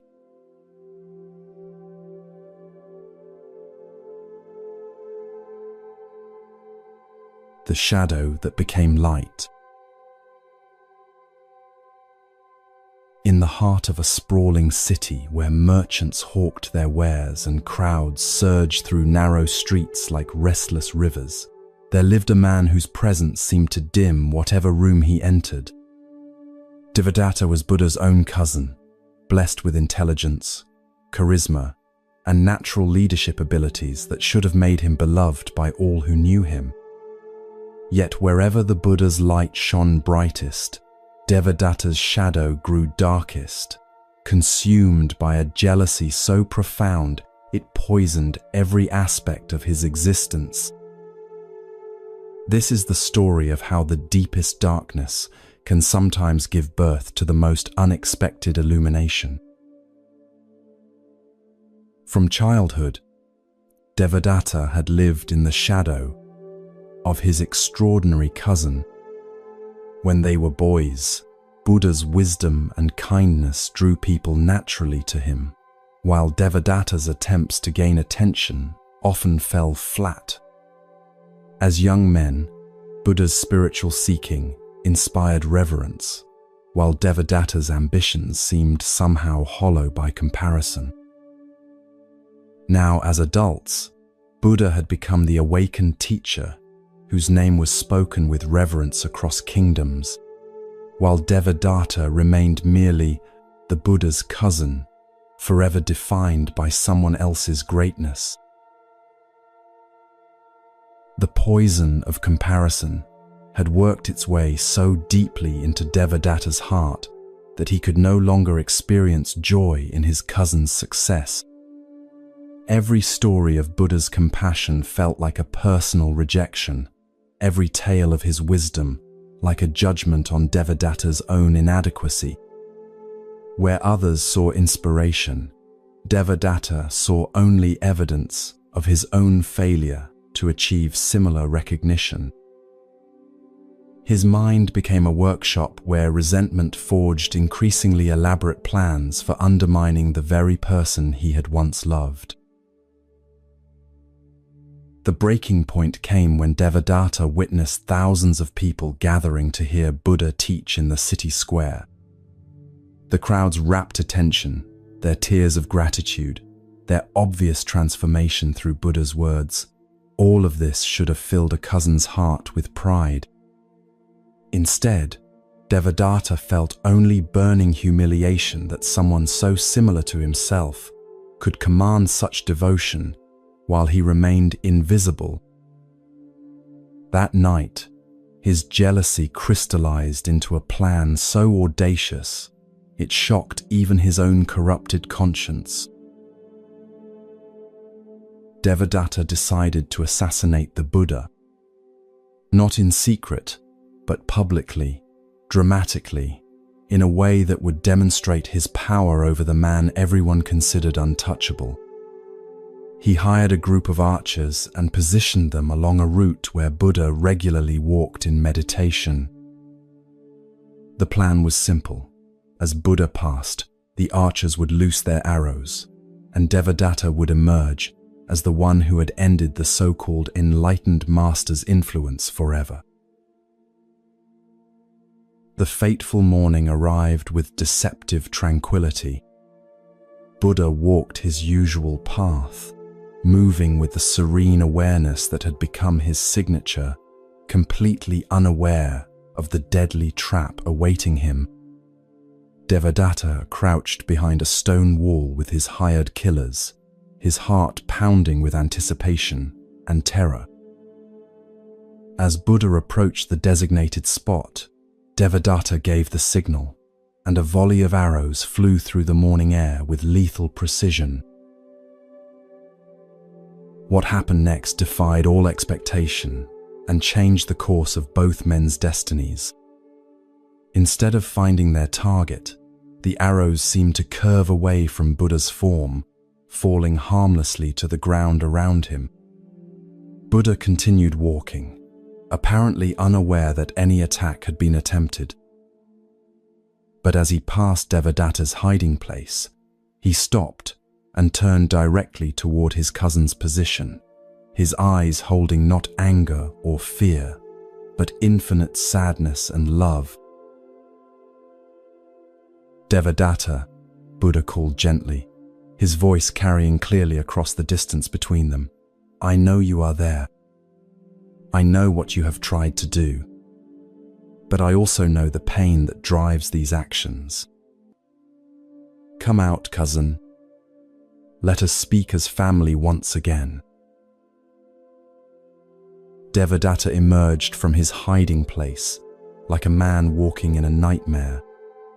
His carefully planned assassination had failed completely. His hired archers had fled in terror, and now he stood exposed before the very person he had tried to kill. Every emotion crashed through him at once: shame, rage, confusion, and beneath it all, a grief so profound he could barely stand. He expected condemnation, punishment, perhaps even retaliation, but Buddha's response shattered every assumption he had made about justice and revenge. Buddha approached his cousin with arms extended, not in defense but in invitation for an embrace. "My dear Devadatta," he said, his voice breaking with genuine sorrow, "how much you must be suffering to attempt such an action.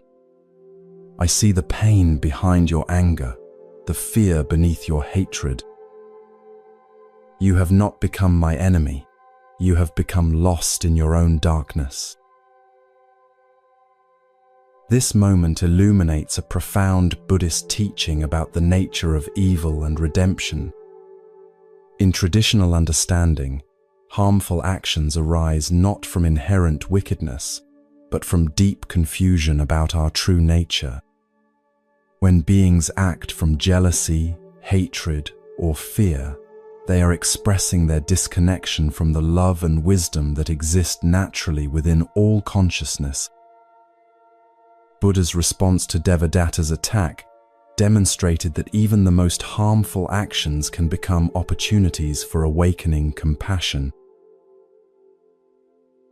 Devadatta collapsed to his knees, overwhelmed by the contrast between his own darkness and his cousin's radiant forgiveness. For the first time in years, he saw clearly how jealousy had twisted his perception, turning every blessing in his life into a source of bitterness. "How can you forgive what I have done?" he whispered. "How can you show love to someone who just tried to destroy you?" Buddha's answer revealed the heart of Buddhist compassion. "Because I see that you are not your worst actions," he replied. "You are not your jealousy, your hatred, or your confusion. These are clouds that have covered your essential nature, but they are not who you truly are. Just as the sun continues shining, even when hidden by storms, your Buddha nature remains perfect beneath all this suffering." This teaching points to the Buddhist understanding that no being is fundamentally evil. What we call evil actions are expressions of ignorance about our interconnected nature. When someone truly understands that harming others only harms themselves, when they recognize their essential unity with all life, destructive impulses naturally dissolve. Devadatta's transformation began not with punishment, but with recognition of his inherent wholeness. In the days that followed, Devadatta underwent a profound transformation. The very intensity that had fueled his jealousy now powered his dedication to understanding and healing. He became one of Buddha's most devoted students, his former darkness serving as compost for unprecedented spiritual growth. His story became a teaching in itself, proof that the deepest shadows often contain the seeds of the brightest light. Years later, when Devadatta had become known for his wisdom and compassion, people would ask him about his transformation. "How did you change so completely?" they wondered. His answer always pointed to that moment when Buddha chose love over judgment. "I learned that we become what we are seen as." When someone sees the Buddha in you, even when you cannot see it yourself, that recognition calls forth what was always there, waiting to be discovered.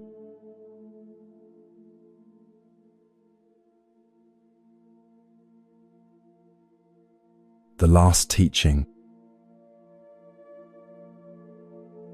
As the full moon cast silver light across the Sala Grove, where Buddha lay upon his final bed, disciples gathered from every corner of the known world to receive what they sensed would be their master's last teaching. For 45 years, he had shared wisdom that had transformed countless lives, but now his earthly body was preparing for its final transition. The air itself seemed to hold its breath, as if all of creation was pausing to honor this moment of profound passage. Yet what would unfold in these final hours would prove more powerful than any teaching Buddha had ever given. Among the gathered disciples was Ananda, Buddha's faithful attendant for over 20 years, whose heart was breaking with the approaching loss. Tears flowed freely down his cheeks as he knelt beside the simple bed where his beloved teacher rested. "Master," Ananda whispered, his voice trembling with grief, "how can we continue without your guidance? Who will teach us when you are gone? What final wisdom can you share to sustain us through the darkness of your absence?" Buddha's eyes, though weakened by his body's decline, still sparkled with the gentle humor that had always characterized his teaching. He looked at the hundreds of devoted faces surrounding him, monks and nuns, lay people, and nobles, all united in their love for the Dharma he had shared. "My dear friends," he said, his voice soft but clear, "you ask for my final teaching, as if I have been withholding some secret wisdom for this moment. But the truth is, I have already given you everything you need." A murmur of confusion rippled through the assembly.